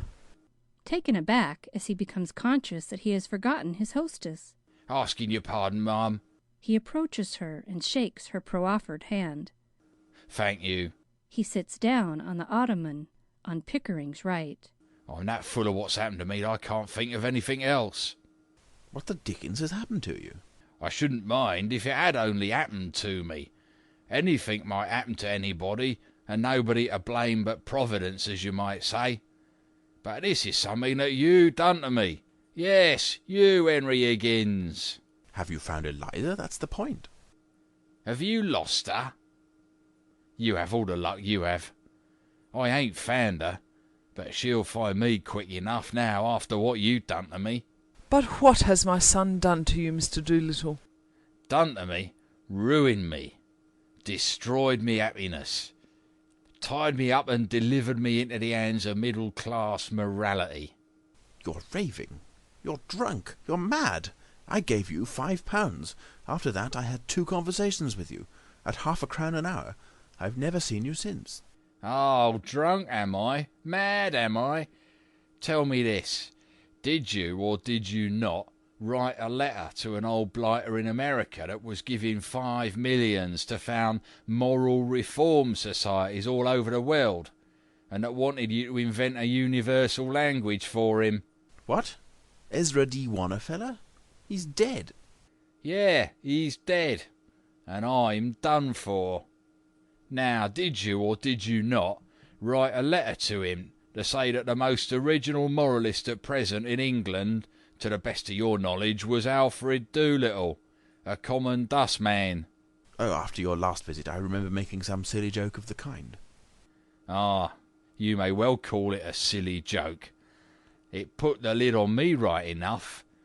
Just give him the chance he wanted to show that Americans is not like us, that they recognise and respect merit in every class of life, however humble. Them words is in his blooming will, in which, Henry Higgins, thanks to your silly joking, he leaves me a share in his pre-digested cheese trust, worth £3,000 a year, on condition that I lecture for his Wannerfeller Moral Reform World League as often as they ask me, up to 6 times a year. The devil he does. What a lark. A safe thing for you, Doolittle. They won't ask you twice. It ain't the lecturing I mind. I'll lecture 'em blue in the face, I will, not turn a hair. It's making a gentleman of me I object to. Who asked him to make a gentleman of me? I was happy. I was free. I touched pretty nigh everybody for money when I wanted it, same as I touched you, Henry Higgins. Now I'm worrited, tied neck and heels, and everybody touches me for money. It's a fine thing for you, says me solicitor. Is it, says I. You mean it's a good thing for you, I says. When I was a poor man and had a solicitor once, when they found a pram in the dust cart, he got me off, and got shut of me, and got me shut of him as quick as he could. Same with the doctors. Used to shove me out the hospital before I could hardly stand on me legs, and nothing to pay. Now they finds out that I'm not a healthy man, and can't live unless they looks after me twice a day. In the house I'm not let do a hand's turn for myself. Somebody else must do it and touch me for it. A year ago I hadn't a relative in the world except 2 or 3 that wouldn't speak to me. Now I've 50, and not a decent week's wages among the lot of 'em. I have to live for others and not for myself. That's middle-class morality. You talk of losing Eliza. Don't be anxious. I bet she's on my doorstep by this. She that could support herself easy by selling flowers if I weren't respectable. And the next one to touch me will be you, Henry Higgins. I'll have to learn to speak middle-class language from you instead of speaking proper English. That's where you'll come in, and I dare say that's what you done it for. But, my dear Mr. Doolittle, you need not suffer all this if you really are in earnest. Nobody can force you to accept this bequest. You can repudiate it. Isn't that so, Colonel Pickering? I believe so. That's the tragedy of it, ma'am. It's easy to say chuck it, but I ain't the nerve. Which one of us has? We're all intimidated. Intimidated, ma'am, that's what we are. What is there for me if I chuck it in but the workhouse in me old age? I have to dye me hair already to keep me job as a dustman. If I was one of the deserving poor and had put by a bit, I could chuck it. But then why should I? 'Cause the deserving poor might as well be millionaires for all the happiness they ever has. They don't know what happiness is.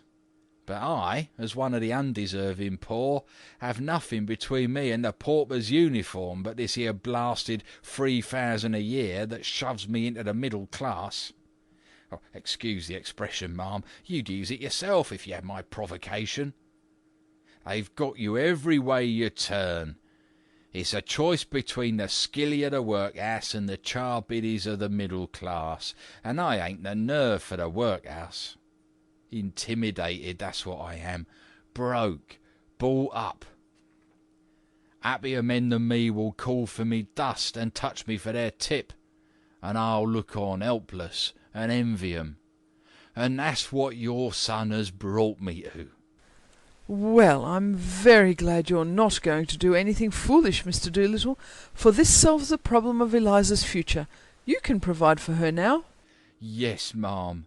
I'm expected to provide for everyone now, out of 3,000 a year. Nonsense! He can't provide for her. He shan't provide for her. She doesn't belong to him. I paid him £5 for her. Doolittle, either you're an honest man or a rogue. A little of both, Henry, like the rest of us. A little of both. Well, you took that money for the girl, and you have no right to take her as well. Henry, don't be absurd. If you really want to know where Eliza is, she's upstairs. Upstairs? Then I shall jolly soon fetch her downstairs. Be quiet, Henry. Sit down. Sit down, dear, and listen to me. Oh, very well, very well, very well. But I think you might have told me this half an hour ago. Eliza came to me this morning. She passed the night partly walking about in a rage, partly trying to throw herself into the river and being afraid to, and partly in the Carlton Hotel. She told me of the brutal way you two treated her. What? My dear Mrs. Higgins, she's been telling you stories. We didn't treat her brutally. We hardly said a word to her, and we parted on particularly good terms. Higgins, did you bully her after I went to bed? Just the other way about. She threw my slippers in my face. She behaved in the most outrageous way. I never gave her the slightest provocation. The slippers came bang into my face the moment I entered the room, before I had uttered a word, and used perfectly awful language. But why? What did we do to her? I think I know pretty well what you did. The girl is naturally rather affectionate, I think. Isn't she, Mr. Doolittle? Very tender-hearted, ma'am. Takes after me. Just so. She became attached to you both. She worked very hard for you, Henry. I don't think you quite realise what anything in the nature of brain work means to a girl like that. Well, it seems that when the great day of trial came, and she did this wonderful thing for you without making a single mistake, you two sat there and never said a word to her, but talked together of how glad you were that it was over, and how you had been bored with the whole thing. And then you were surprised because she threw her slippers at you? I should have thrown the fire-irons at you. We said nothing except that we were tired and wanted to go to bed, did we, Pig? That was all. Quite sure? Absolutely. Really, that was all. You didn't thank her, or pet her, or admire her, or tell her how splendid she'd been. But she knew all about that. We didn't make speeches to her, if that's what you mean. Perhaps we were a little inconsiderate. Is she very angry? Well, I'm afraid she won't go back to Wimpole Street, especially now that Mr. Doolittle is able to keep up the position you have thrust on her. But she says she's quite willing to meet you on friendly terms and let bygones be bygones. Is she, by George? Ah. If you promise to behave yourself, Henry, I'll ask her to come down. If not, go home, for you have taken up quite enough of my time. Oh, all right. Very well. Pick, you behave yourself. Let us put on our Sunday best manners for this creature that we have picked out of the mud. Now, Henry Higgins, have some consideration for my feelings as a middle-class man. Remember your promise, Henry. Mr. Doolittle, will you be so good as to step out on the balcony for a moment? I don't want Eliza to have the shock of your news until she's made up with these two gentlemen. Would you mind? As you wish, lady. Anything to help Henry keep her off me hands. The parlour-maid answers the bell. Pickering sits down in Doolittle's place. Ask Miss Doolittle to come down, please. Yes, ma'am. Now, Henry, be good. I am behaving myself perfectly. He's doing his best, Mrs. Higgins. Henry, dearest, you don't look at all nice in that attitude. I was not trying to look nice, Mother. It doesn't matter, dear. I only wanted to make you speak. Why? Because you can't speak and whistle at the same time. Where the devil is that girl? Are we to wait here all day? Eliza enters, sunny, self-possessed, and giving a staggeringly convincing exhibition of ease of manner. She carries a little work-basket, and is very much at home. Pickering is too much taken aback to rise. How do you do, Professor Higgins? Are you quite well? Am I? But of course you are. You are never ill. So glad to see you again, Colonel Pickering. Quite chilly this morning, isn't it? Don't you dare try this game on me. I taught it to you, and it doesn't take me in. Get up and come home, and don't be a fool. Very nicely put indeed, Henry. No woman could resist such an invitation. You let her alone, Mother. Let her speak for herself. You will jolly soon see whether she has an idea that I haven't put into her head, or a word that I haven't put into her mouth. I tell you I have created this thing out of the squashed cabbage leaves of Covent Garden, and now she pretends to play the fine lady with me. Yes, dear, but you'll sit down, won't you? Will you drop me altogether now that the experiment is over, Colonel Pickering? Oh, don't. You mustn't think of it as an experiment. It shocks me somehow. Oh, I'm only a squashed cabbage leaf. No. But I owe so much to you that I should be very unhappy if you forgot me. It's very kind of you to say so, Miss Doolittle. It's not because you paid for my dresses. I know you are generous to everybody with money, but it was from you that I learned really nice manners, and that is what makes one a lady, isn't it? You see, it was so very difficult for me with the example of Professor Higgins always before me. I was brought up to be just like him, unable to control myself, and using bad language on the slightest provocation. And I should never have known that ladies and gentlemen didn't behave like that if you hadn't been there. Well. Oh, that's only his way. You know he doesn't mean it. Oh, I didn't mean it either. When I was a flower girl, it was only my way. But you see, I did it, and that's what makes the difference after all. No doubt. Still, he taught you to speak. I couldn't have done that, you know. Of course, that is his profession. Damnation! It was just like learning to dance in the fashionable way. There was nothing more than that in it. But do you know what began my real education? What?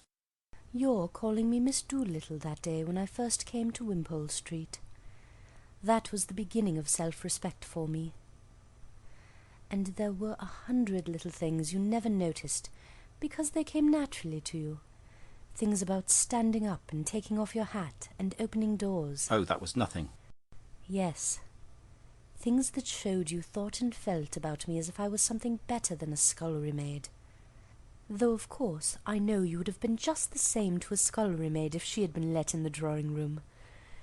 You never took off your boots in the dining-room when I was there. You mustn't mind that. Higgins takes off his boots all over the place. I know. I'm not blaming him. It is his way, isn't it? But it made such a difference to me that you didn't do it. You see, really and truly, apart from the things anyone can pick up, the dressing and the proper way of speaking and so on, the difference between a lady and a flower girl is not how she behaves, but how she is treated. I shall always be a flower girl to Professor Higgins, because he always treats me as a flower girl and always will. But I know I can be a lady to you, because you always treat me as a lady and always will. Please don't grind your teeth, Henry. Well, this is really very nice of you, Miss Doolittle. I should like you to call me Eliza now, if you would. Thank you, Eliza, of course. And I should like Professor Higgins to call me Miss Doolittle. I'll see you damned first. Henry! Henry! Why don't you slang back at him? Don't stand it. It would do him a lot of good. I can't. I could have done it once, but now I can't go back to it. Last night, when I was wandering about, a girl spoke to me, and I tried to get back into the old way with her, but it was no use. You told me, you know, that when a child is brought to a foreign country, it picks up the language in a few weeks, and forgets its own. Well, I am a child in your country. I have forgotten my own language, and can speak nothing but yours. That's the real break-off with the corner of Tottenham Court Road. Leaving Wimpole Street finishes it. Oh, but you're coming back to Wimpole Street, aren't you? You'll forgive Higgins. Forgive? Will she, by George? Let her go. Let her find out how she can live on without us. She will relapse into the gutter in 3 weeks without me at her elbow. Doolittle appears at the centre window. With a look of dignified reproach at Higgins, he comes slowly and silently to his daughter, who, with her back to the window, is unconscious of his approach. He's incorrigible, Eliza. You won't relapse, will you? No, not now. Never again. I have learnt my lesson. I don't believe I could utter one of the old sounds if I tried. Doolittle touches her on the left shoulder. She drops her work, losing her self-possession utterly at the spectacle of her father's splendour. Ow! Just so. Aha! Ow! Ow! Ow! Victory! Victory! Can you blame the girl? Don't look at me like that, Eliza. It ain't my fault. I've come into money. You must have touched a millionaire this time, Dad. I have, but I'm dressed something special today. I'm going to St. George's, Hanover Square. Your stepmother is going to marry me. You're going to let yourself down to marry that low, common woman? He ought to, Eliza. Why has she changed her mind? Intimidated, governor. Intimidated. Middle-class morality claims its victim. Won't you put on your hat, Liza, and come and see me turned off? If the Colonel says I must, I'll demean myself and get insulted for my pains like enough. Don't be afraid. She never comes to words with anyone now, poor woman. Respectability's broke all the spirit out of her. Be kind to them, Eliza. Make the best of it. Oh, well, just to show there's no ill feeling. I'll be back in a moment. I feel uncommon nervous about the ceremony, Colonel. I wish you'd come and see me through it. But you've come through it before, man. You were married to Eliza's mother. Who told you that, Colonel? Well, nobody told me, but I concluded naturally... Nah, that ain't the natural way, Colonel. It's only the middle-class way. My way was always the undeserving way. But don't say nothing to Eliza. She don't know. I always had a delicacy about telling her. Quite right. We'll leave it so, if you don't mind. And you'll come to the church, Colonel, and put me through straight? With pleasure, as far as a bachelor can. May I come, Mr. Doolittle? I should be very sorry to miss your wedding.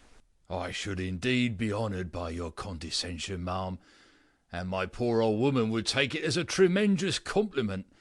She's been very low, thinking of the happy days that are no more. I'll order a carriage and get ready.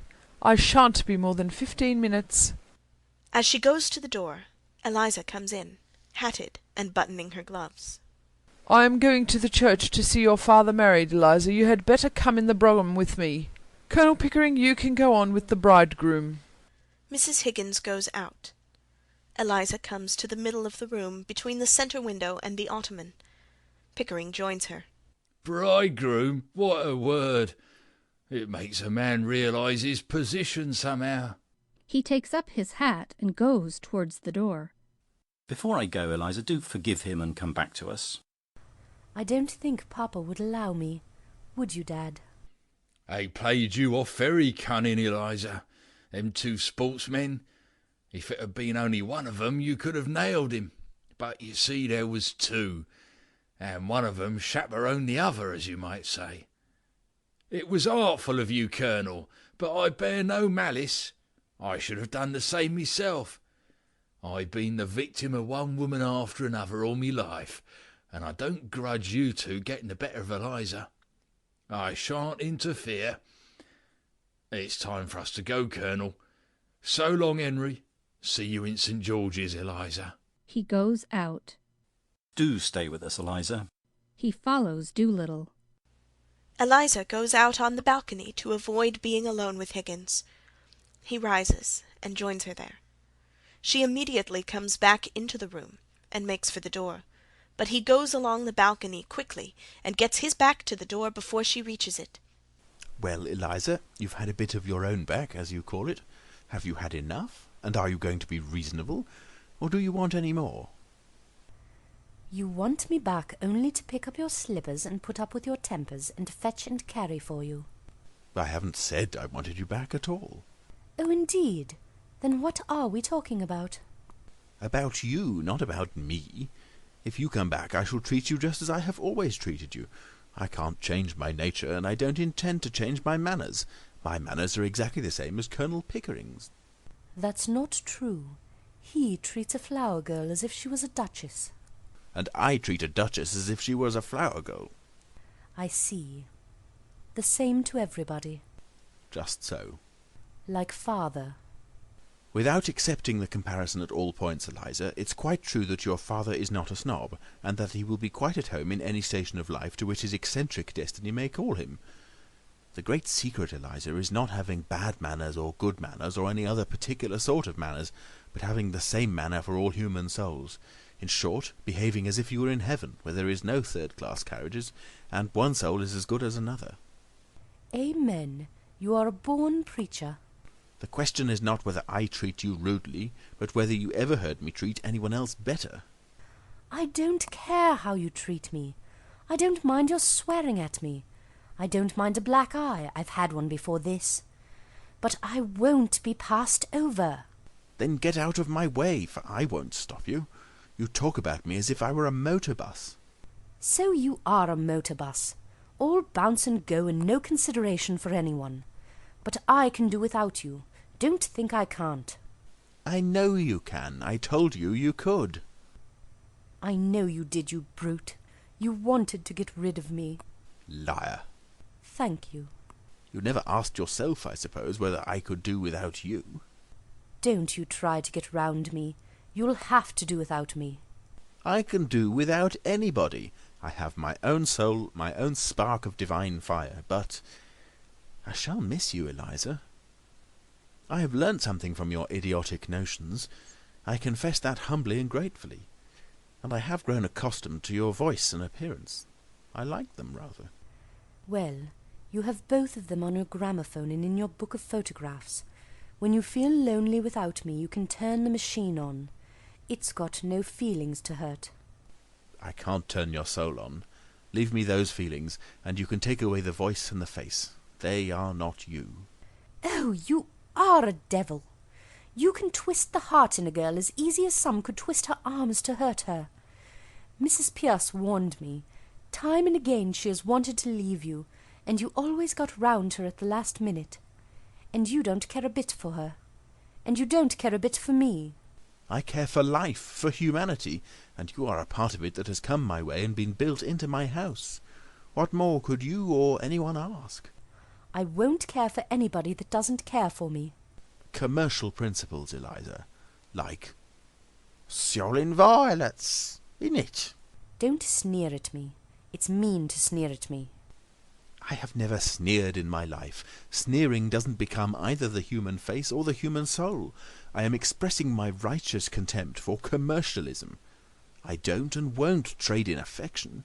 You call me a brute because you couldn't buy a claim on me by fetching my slippers and finding my spectacles.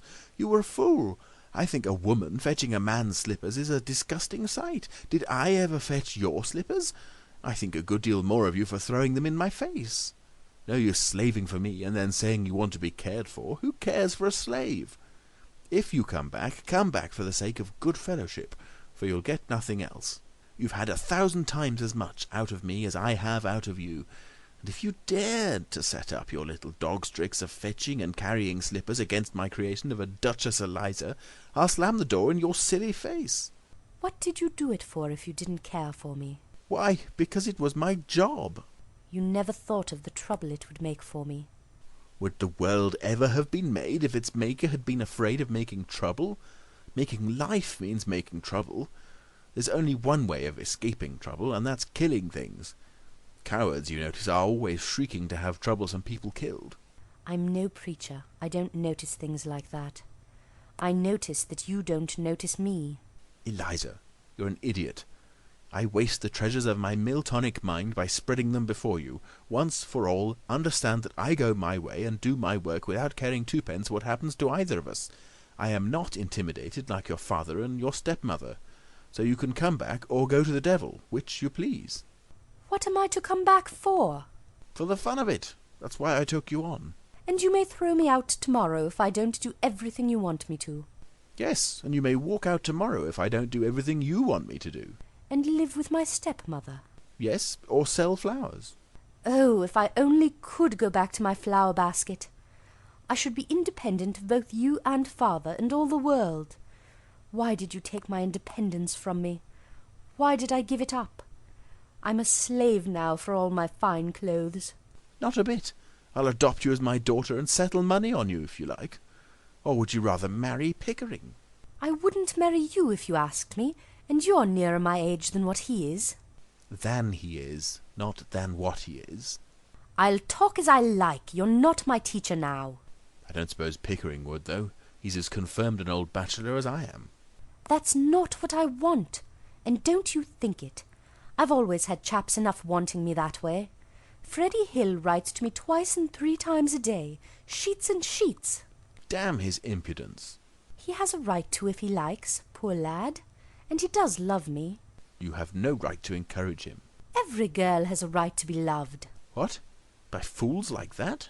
Freddie's not a fool, and if he's weak and poor and wants me, maybe he'd make me happier than my betters that bully me and don't want me. Can he make anything of you? That's the point. Perhaps I could make something of him. But I never thought of us making anything of one another, and you never think of anything else. I only want to be natural. In short, you want me to be as infatuated about you as Freddie? Is that it? No, I don't. That's not the sort of feeling I want from you. And don't you be too sure of yourself or of me. I could have been a bad girl if I'd liked. I've seen more of some things than you, for all your learning. Girls like me can drag gentlemen down to make love to them easily enough, and they wish each other dead the next minute.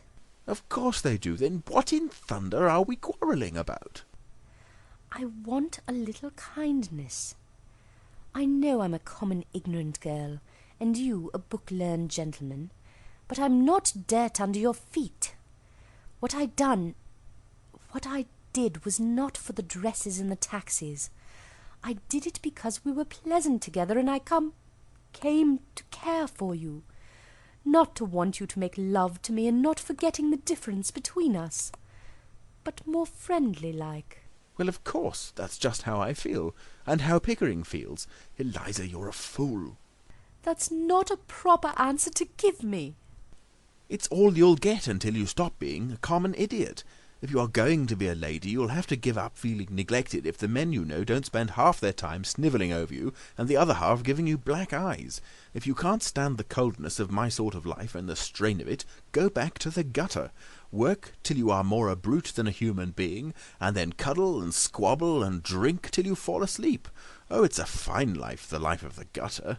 It's real, it's warm, it's violent, and you can feel it through the thickest skin. You can taste it and smell it without any training or any work, not like science and literature and classical music and philosophy and art. You find me cold, unfeeling, selfish, don't you? Very well, be off with you to the sort of people you like. Marry some sentimental hog or other with lots of money and a thick pair of lips to kiss you with and a thick pair of boots to kick you with. If you can't appreciate what you've got, you'd better get what you can appreciate. Oh, you are a cruel tyrant.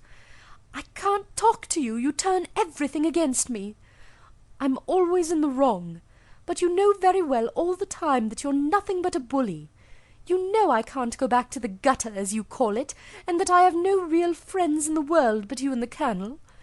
You know well I couldn't bear to live with a low, common man after you two, and it's wicked and cruel of you to insult me by pretending I could. You think I must go back to Wimpole Street because I have nowhere else to go but father's, but don't you be too sure that you have me under your feet to be trampled on and talked down. I'll marry Freddie, I will, as soon as he's able to support me. Rubbish. You shall marry an ambassador. You shall marry the Governor-General of India, or the Lord Lieutenant of Ireland, or somebody who wants a deputy queen. I'm not going to have my masterpiece thrown away on Freddie. You think I like you to say that, but I haven't forgot what you said a minute ago, and I won't be coaxed round as if I was a baby or a puppy. If I can't have kindness, I'll have independence. Independence? That's middle-class blasphemy. We are all dependent on one another, every soul of us on earth. I'll let you see whether I'm dependent on you. If you can preach, I can teach. I'll go and be a teacher. What'll you teach in heaven's name? What you taught me, I'll teach phonetics. Ha! I'll offer myself as an assistant to Professor Nepean. What? That impostor, that humbug, that toadying ignoramus, teach him my methods, my discoveries? You take one step in his direction, I'll wring your neck. He lays hands on her. Do you hear? Ring away. What do I care? I knew you'd strike me some day. He lets her go, stamping with rage at having forgotten himself, and recoils so hastily that he stumbles back into his seat on the ottoman. Ah, now I know how to deal with you. What a fool I was not to think of it before. You can't take away the knowledge you gave me. You said I had a finer ear than you, and I can be civil and kind to people, which is more than you can. Ah, that's done you, Henry Higgins, it has. Now I don't care that for your bullying and your big talk. I'll advertise it in the papers that your Duchess is only a flower girl that you taught, and that she'll teach anybody to be a Duchess just the same in 6 months for 1,000 guineas. Oh, when I think of myself crawling under your feet and being trampled on and called names, when all the time I had only to lift up my finger to be as good as you, I could just kick myself.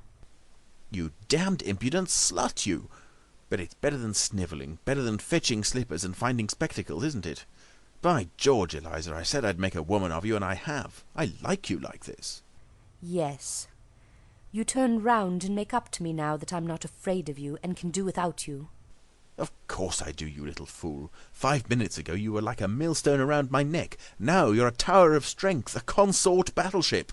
You and I and Pickering will be 3 old bachelors together instead of only 2 men and a silly girl. Mrs. Higgins returns, dressed for the wedding. Eliza instantly becomes cool and elegant. The carriage is waiting. Eliza, are you ready?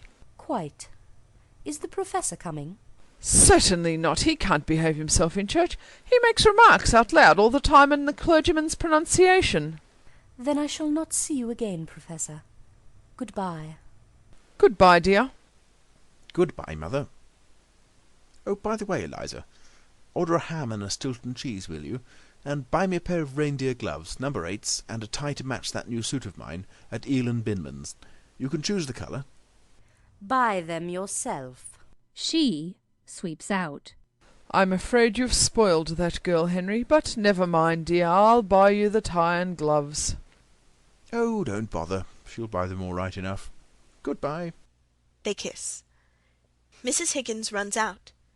Higgins, left alone, rattles his cash in his pocket, chuckles, and disports himself in a highly self-satisfied manner. End of Act 5. Conclusion to Pygmalion by George Bernard Shaw. The rest of our story need not be shown in action, and indeed would hardly need telling if our imaginations were not so enfeebled by their lazy dependence on the ready-makes and reach-me-downs of the rag shop in which romance keeps its stock of happy endings to misfit all stories. Now the history of Eliza Doolittle, though called a romance because of the transfiguration it records seems exceedingly improbable, is common enough. Such transfigurations have been achieved by hundreds of resolutely ambitious young women since Nell Gwynn set them the example by playing queens and fascinating kings in the theatre in which she began by selling oranges. Nevertheless, people in all directions have assumed, for no other reason than that she became the heroine of a romance, that she must have married the hero of it. This is unbearable, not only because her little drama, if acted on such a thoughtless assumption, must be spoiled, but because the true sequel is patent to anyone with a sense of human nature in general, and of feminine instinct in particular. Eliza, in telling Higgins she would not marry him if he asked her, was not coquetting. She was announcing a well-considered decision. When a bachelor interests and dominates and teaches and becomes important to a spinster, as Higgins with Eliza, she always, if she has character enough to be capable of it, considers very seriously indeed whether she will play for becoming that bachelor's wife, especially if he is so little interested in marriage that a determined and devoted woman might capture him if she set herself resolutely to do it. Her decision will depend a good deal on whether she is really free to choose, and that again will depend on her age and income. If she is at the end of her youth, and has no security for her livelihood, she will marry him because she must marry anybody who will provide for her. But at Eliza's age a good-looking girl does not feel that pressure. She feels free to pick and choose. She is therefore guided by her instinct in this matter. Eliza's instinct tells her not to marry Higgins. It does not tell her to give him up. It is not in the slightest doubt as to his remaining one of the strongest personal interests in her life. It would be very sorely strained if there was another woman likely to supplant her with him. But as she feels sure of him on that last point, she has no doubt at all as to her course, and would not have any, even if the difference of 20 years in age, which seems so great to youth, did not exist between them. As our own instincts are not appealed to by her conclusion, let us see whether we cannot discover some reason in it. When Higgins excused his indifference to young women on the ground that they had an irresistible rival in his mother, he gave the clue to his inveterate old bachelordom. The case is uncommon only to the extent that remarkable mothers are uncommon. If an imaginative boy has a sufficiently rich mother who has intelligence, personal grace, dignity of character without harshness, and a cultivated sense of the best art of her time to enable her to make her house beautiful, she sets a standard for him, against which very few women can struggle, besides effecting for him a disengagement of his affections, his sense of beauty, and his idealism from his specifically sexual impulses. This makes him a standing puzzle to the huge number of uncultivated people who have been brought up in tasteless homes by commonplace or disagreeable parents, and to whom consequently literature, painting, sculpture, music, and affectionate personal relations come as modes of sex, if they come at all. The word passion means nothing else to them, and that Higgins could have a passion for phonetics and idealize his mother instead of Eliza would seem to them absurd and unnatural. Nevertheless, when we look round and see that hardly anyone is too ugly or disagreeable to find a wife or a husband if he or she wants one, whilst many old maids and bachelors are above the average in quality and culture, we cannot help suspecting that the disentanglement of sex from the associations with which it is so commonly confused, a disentanglement which persons of genius achieve by sheer intellectual analysis, is sometimes produced or aided by parental fascination.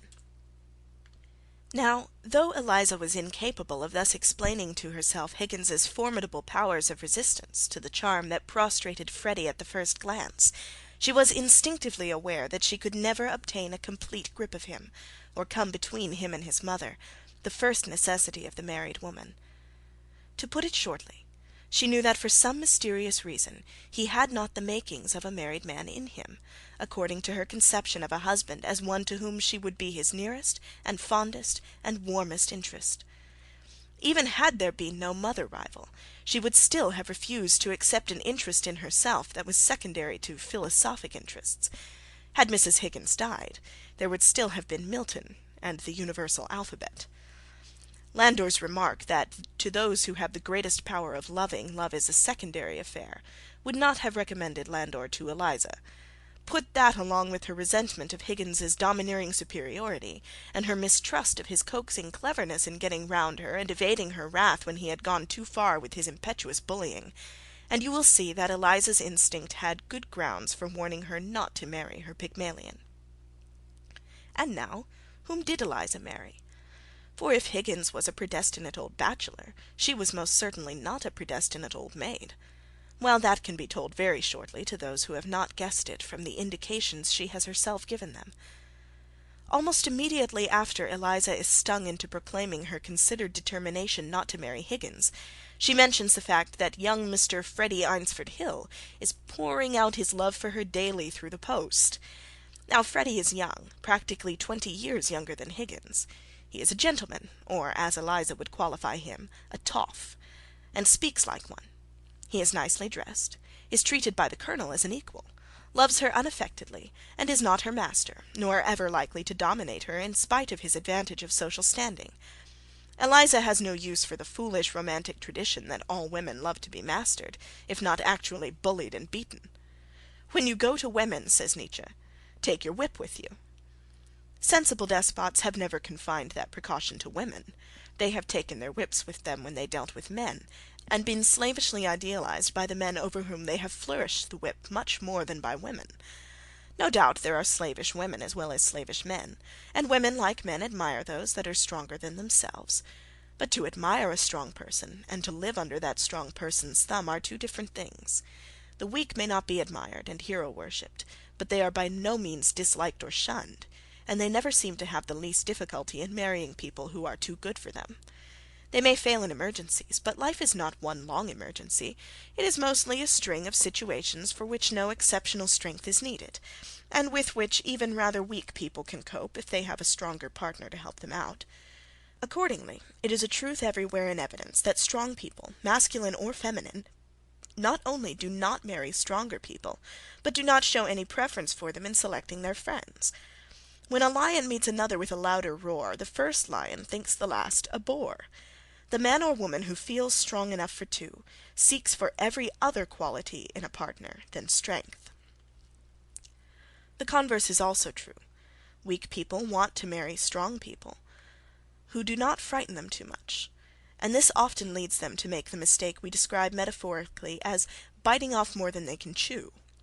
They want too much for too little, and when the bargain is unreasonable beyond all bearing, the union becomes impossible. It ends in the weaker party being either discarded or borne as a cross, which is worse.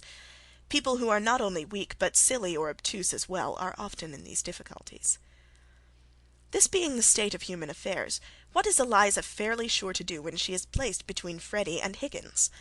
Will she look forward to a lifetime of fetching Higgins's slippers, or to a lifetime of Freddy fetching hers? There can be no doubt about the answer. Unless Freddy is biologically repulsive to her, and Higgins biologically attractive to a degree that overwhelms all her other instincts, she will, if she marries either of them, marry Freddy. And that is just what Eliza did. Complications ensued, but they were economic, not romantic. Freddy had no money and no occupation. His mother's jointure, a last relic of the opulence of Large Lady Park, had enabled her to struggle along in Earlscourt with an air of gentility, but not to procure any serious secondary education for her children, much less give the boy a profession. A clerkship at 30 shillings a week was beneath Freddy's dignity, and extremely distasteful to him besides. His prospects consisted of a hope that if he kept up appearances somebody would do something for him. The something appeared vaguely to his imagination as a private secretaryship or a sinecure of some sort. To his mother it perhaps appeared as a marriage to some lady of means who could not resist her boy's niceness. Fancy her feelings when he married a flower girl who had become déclassée under extraordinary circumstances which were now notorious. It is true that Eliza's situation did not seem wholly ineligible. Her father, though formerly a dustman and now fantastically disclassed, had become extremely popular in the smartest society by a social talent which triumphed over every prejudice and every disadvantage. Rejected by the middle class, which he loathed, he had shot up at once into the highest circles by his wit, his dustmanship, which he carried like a banner, and his Nietzschean transcendence of good and evil. At intimate ducal dinners he sat on the right hand of the Duchess, and in country houses he smoked in the pantry and was made much of by the butler when he was not feeding in the dining-room and being consulted by cabinet ministers. But he found it almost as hard to do all this on 4,000 a year as Mrs. Eynsford Hill to live in Earlscourt on an income so pitiably smaller that I have not the heart to disclose its exact figure. He absolutely refused to add the last straw to his burden by contributing to Eliza's support. Thus Freddy and Eliza, now Mr. and Mrs. Eynsford Hill, would have spent a penniless honeymoon but for a wedding present of £500 from the Colonel to Eliza.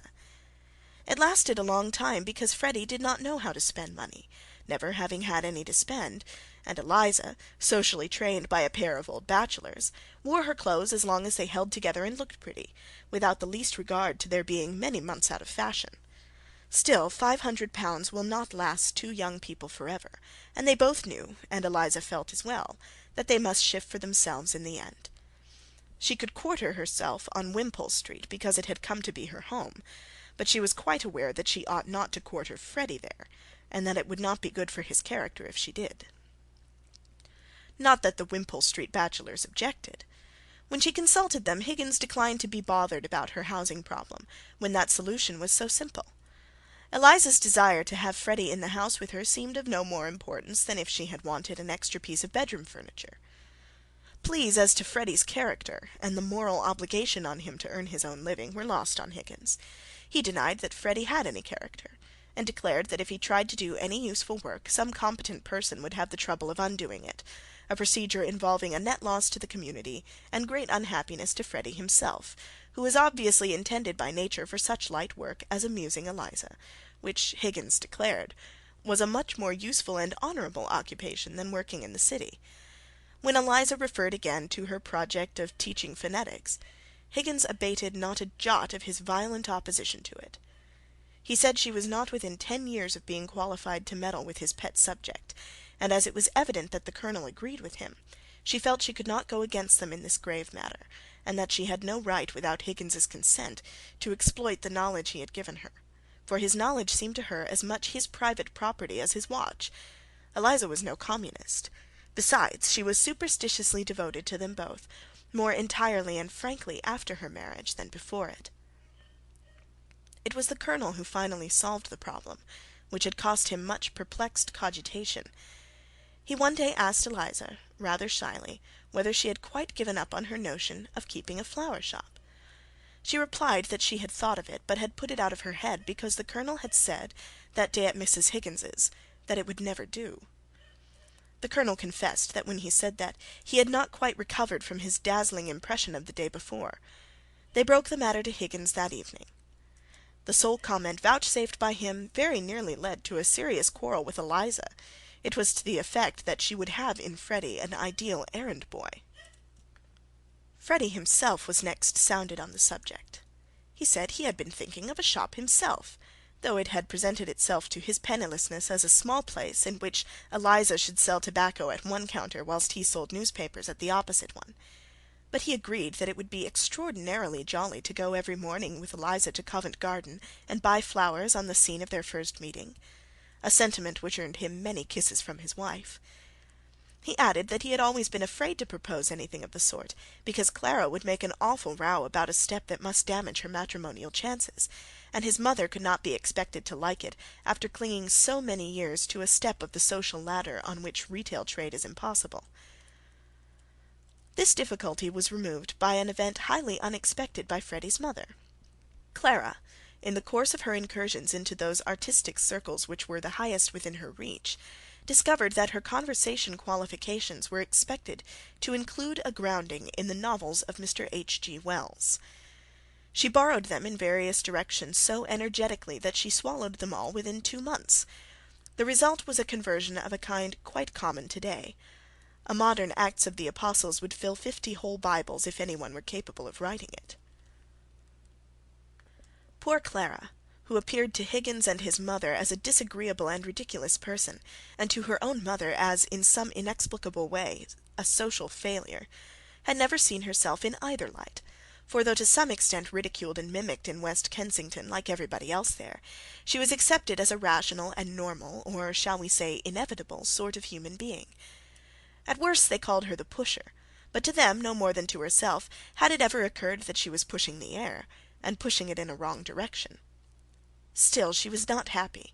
She was growing desperate. Her one asset, the fact that her mother was what the Epsom greengrocer had called a carriage lady, had no exchange value, apparently. It prevented her from getting educated, because the only education she could have afforded was education with the Earl's Court greengrocer's daughter. It had led her to seek the society of her mother's class, and that class simply would not have her, because she was much poorer than the greengrocer, and far from being able to afford a maid, could not even afford a housemaid, and had to scrape along at home with an illiberally treated general servant. Under such circumstances nothing could give her an air of being a genuine product of Large Lady Park, and yet its tradition made her regard a marriage with any one within her reach as an unbearable humiliation. Commercial people and professional people in a small way were odious to her. She ran after painters and novelists, but she did not charm them, and her bold attempts to pick up and practise artistic and literary talk irritated them.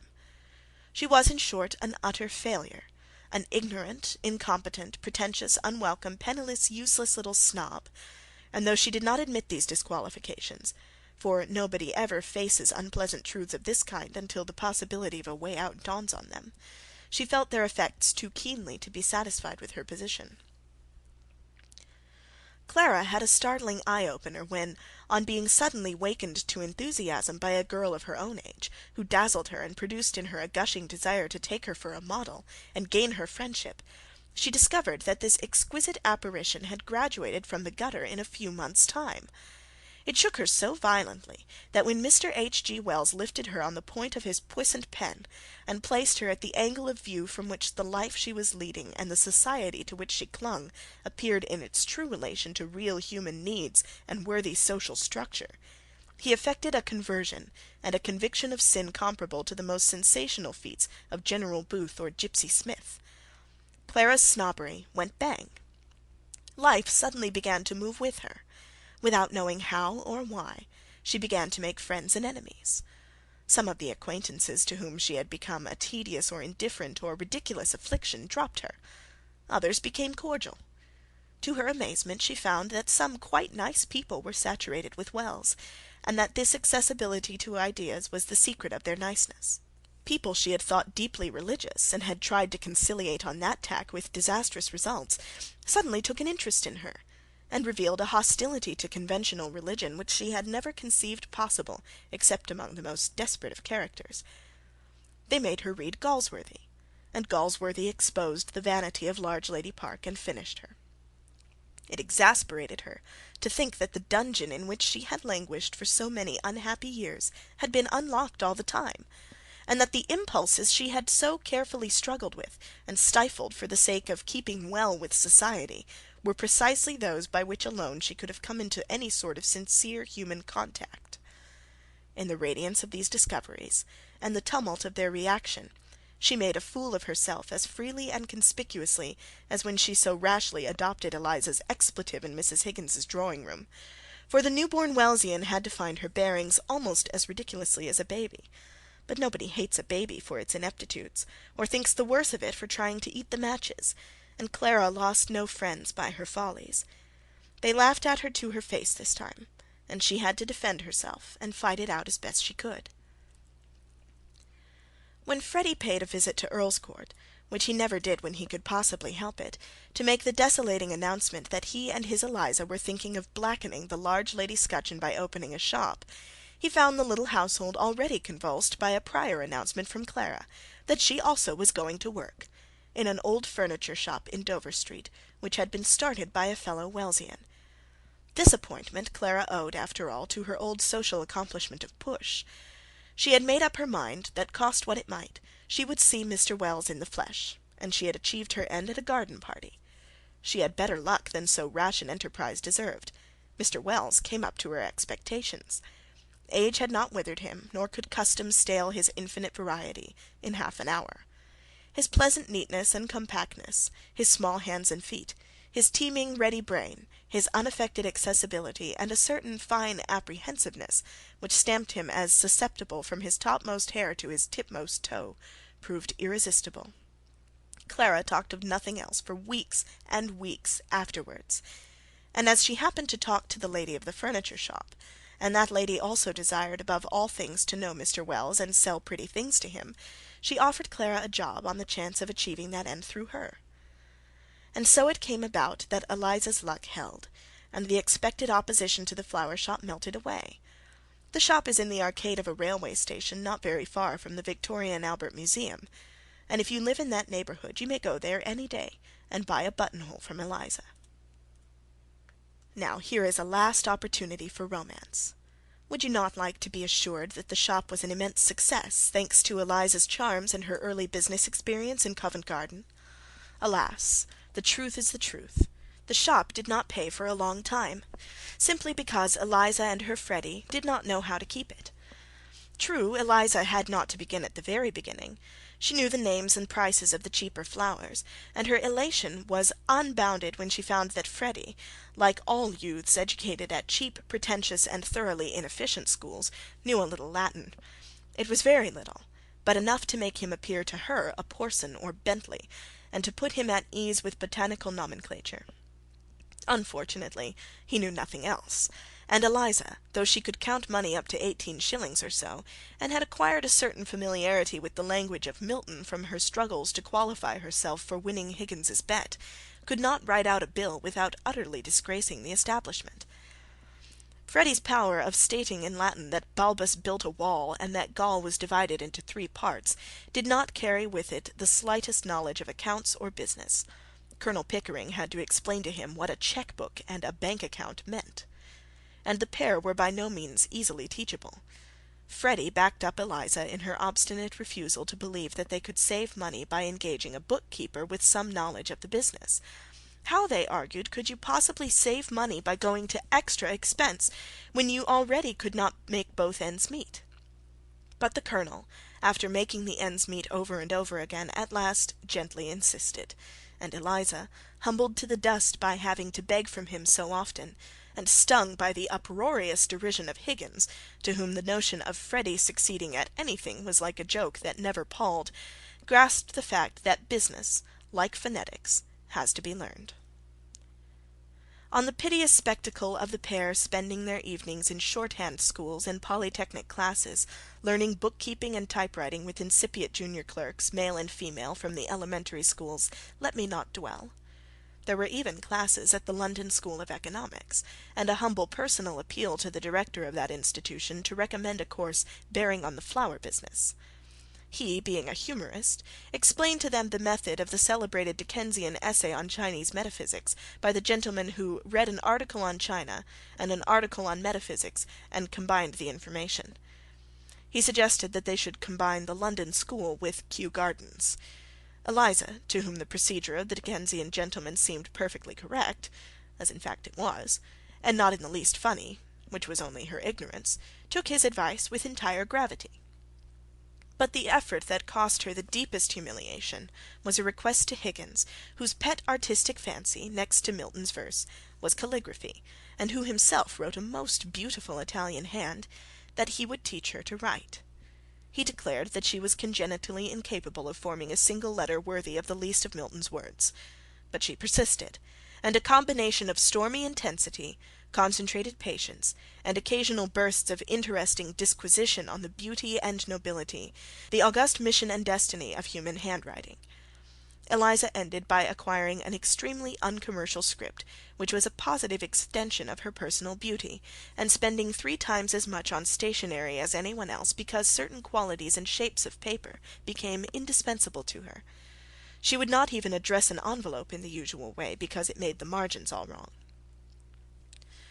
Their commercial schooldays were a period of disgrace and despair for the young couple. They seemed to be learning nothing about flower shops. At last they gave it up as hopeless, and shook the dust of the shorthand schools and the polytechnics and the London School of Economics from their feet for ever. Besides, the business was in some mysterious way beginning to take care of itself. They had somehow forgotten their objections to employing other people. They came to a conclusion that their own way was the best, and that they had really a remarkable talent for business. The Colonel, who had been compelled for some years to keep a sufficient sum on current account at his bankers to make up their deficits, found that the provision was unnecessary. The young people were prospering. It is true that there was not quite fair play between them and their competitors in trade. Their week-ends in the country cost them nothing, and saved them the price of their Sunday dinners, for the motor car was the Colonel's, and he and Higgins paid the hotel bills. Mr. F. Hill, florist and greengrocer, they soon discovered that there was money in asparagus, and asparagus led to other vegetables, had an air which stamped the business as classy, and in private life he was still Frederick Eynsford Hill, Esquire. Not that there was any swank about him. Nobody but Eliza knew that he had been christened Frederick Challoner. Eliza herself swanked like anything. That is all. That is how it has turned out. It is astonishing how much Eliza still manages to meddle in the housekeeping at Wimpole Street in spite of the shop and her own family. And it is notable that though she never nags her husband, and frankly loves the Colonel as if she were his favourite daughter, she has never got out of the habit of nagging Higgins that was established on the fatal night when she won his bet for him. She snaps his head off on the faintest provocation, or on none. He no longer dares to tease her by assuming an abysmal inferiority of Freddy's mind to his own. He storms and bullies and derides, but she stands up to him so ruthlessly that the Colonel has to ask her from time to be kinder to Higgins, and it is the only request of his that brings a mulish expression into her face. Nothing but some emergency or calamity great enough to break down all likes and dislikes, and throw them back on their common humanity, and may they be spared any such trial, will ever alter this. She knows that Higgins does not need her, just as her father did not need her. The very scrupulousness with which he told her that day that he had become used to having her there, and dependent on her for all sorts of little services, and that he should miss her if she went away, it would never have occurred to Freddy or the Colonel to say anything of the sort, deepens her inner certainty that she is no more to him than them slippers. Yet she has a sense, too, that his indifference is deeper than the infatuation of common souls. She is immensely interested in him. She even has secret, mischievous moments in which she wishes she could get him alone on a desert island, away from all ties, and with nobody else in the world to consider, and just drag him off his pedestal, and see him making love like any common man. We all have private imaginations of that sort, but when it comes to business, to the life that she really leads, as distinguished from the life of dreams and fancies, she likes Freddy, and she likes the Colonel, and she does not like Higgins and Mr. Doolittle. Galatea never does quite like Pygmalion. His relation to her is too godlike to be altogether agreeable. End of the Conclusion to Pygmalion by George Bernard Shaw.